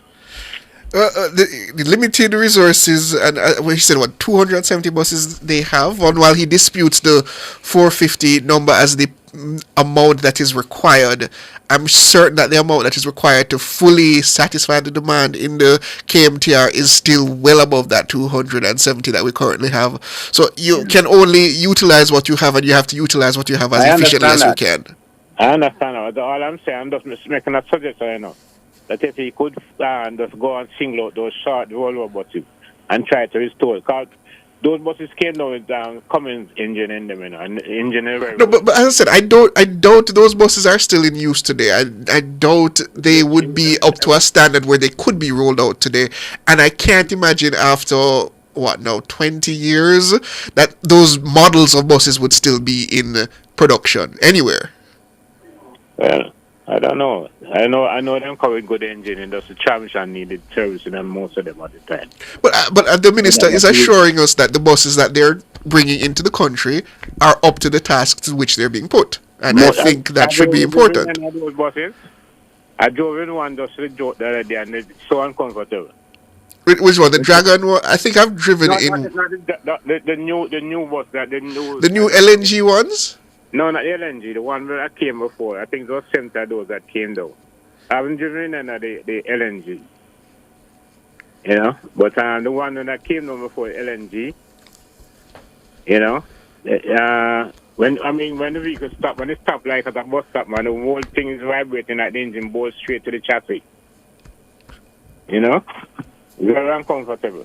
Don't let them look good, but they are very uncomfortable. Trust me. All right, Dennis. Thanks for the call. Yeah, man. Let me read this one, Faker. This one is funny. Stronglink says Brooks is a big apologist for the PMP and his fellow journalists. It borders on disgraceful. I don't understand why in Jamaica we must feel that if any criticism is leveled at a politician, it means you are against the other side or you're for this side. Can you not just accept the criticism as the criticism it is, or the opinion as the opinion it is? Why must it be colored? And that is the ultimate problem in the country. Any comment or criticism must be considered colored for it to be accepted. And I find that just a strange mentality. We have these kind of discussions in the newsroom day in, day out without shouting at somebody saying X is PNP or Y is JLP. We have our disagreements with this politician on this side or that politician on this side and say we would probably have done X, Y, Z. And it is done without this unnecessary need to say, oh, well, it's because you're with this side and you're with that side. Because we understand it to be the discourse that it is. And we all want for the country to be better. You know what I think that is the fundamental thing that all Jamaicans need to accept, that we all want our country to be better. I think I'm going to write to the Minister of Education. I think debating should be compulsory. I would agree with you. No, because there's a way in which I think it has taught me how to entertain an idea, reject the idea, agree with the idea, disagree with the idea, and not think that I need to malign the sign of an intelligent mind, or think the person is evil. The sign of an intelligent mind. Exactly. Well, let's make debating compulsory, Dana. What do you think? From first form, actually before that, we start from grade 4. Them can debate small things like long pants or short pants at grade 4, and then as they go up, them learn. Yeah. Books, you play something for me, and I'll play for me. Yeah, play for me. All right. So I asked Books to play Miss Lou Dirty Tough. I like that poem. I think if you search on YouTube, you'll find it. A comment I see is about me suggesting that they have standards in the United Kingdom. That, I'm sorry, what do you want me to say? In a country where someone is required... Well, my response is, I don't know if they have standards in the United Kingdom. Boris Johnson was Prime Minister. Unfortunately. That is an unfortunate thing. He bucked the trend. He bucked the trend until eventually... But look at it. What Boris Johnson got away with, politicians in Jamaica have gotten away with plus more. Far worse. And eventually it caught up with him where he had to resign. My standard is, and I'd say to the partisans, when you throw the stone on the other side, think to yourself, if your side was the one in the the line of fire, would you call for the person's resignation? And if you wouldn't, be quiet. And I put to the Jamaican people, would you be shocked to know that many of these politicians that cuss themselves on political platform, them shout at each other or from each side of the political aisle in Garden House, and they would go to the same bar later that night and have a beer with the two of them sitting down and just laughing? That is your political class. The political class that have you both at each other's throats. At the end of the day, they go out to the bar and then both sit down and just have a nice beer and laugh and having fun. Leroy Rotti said, me notice that one at a time who don't get off the radio, but I come back in the chat, him is an old chidal. Dana Davy, thank you. We got along well this week, didn't we? We all enjoy your stories, Dana. I don't know about that. Andrew Glenn Anderson, thank you so much. Siobhan is not your favorite. I'm your favorite. I'm your favorite, then Bugs, then Sanjay, then Siobhan. Oh, so I'm down the list. Oh dear. So Bugs is ahead of me in the for sure, Siobhan. post. Oh, for sure, Siobhan. There is no question Bugs is ahead of me in the data hierarchy.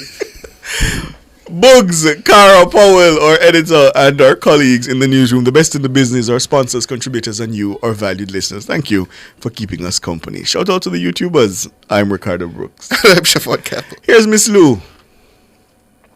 The ground is hard. We chose this poem because it is very relevant to the times now, though these verses were written many years ago. But Dirty Tough means not just that the ground is hard, but the times are hard.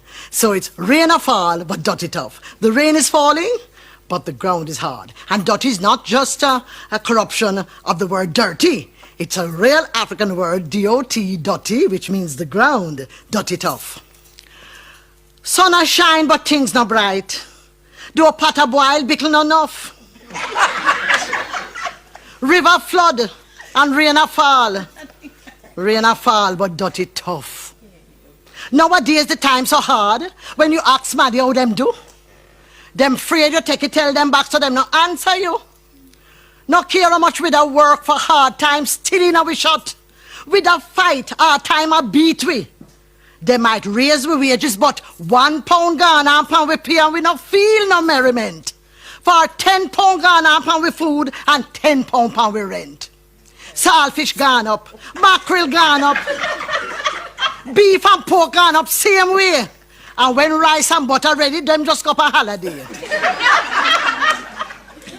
Cloth, boot, pin and needle gone up. Ice bread taxes, water rate, kerosene, oil, gasoline gone up. And the pound devaluate.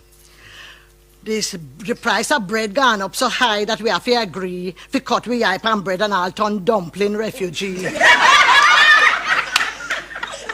And all them maga smaddy, whether go on like fatty sin, all them they whether fast with me, I left them to dumpling. Sun a shine and pot a boil, but things not bright, bickle not enough. River flood, rain a fall, but water scarce and dirty tough. Oh, yeah.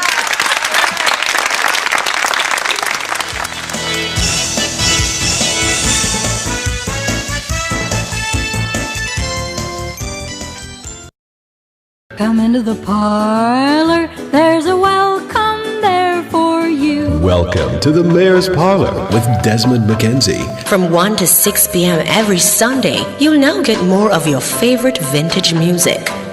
Put your head on my shoulder.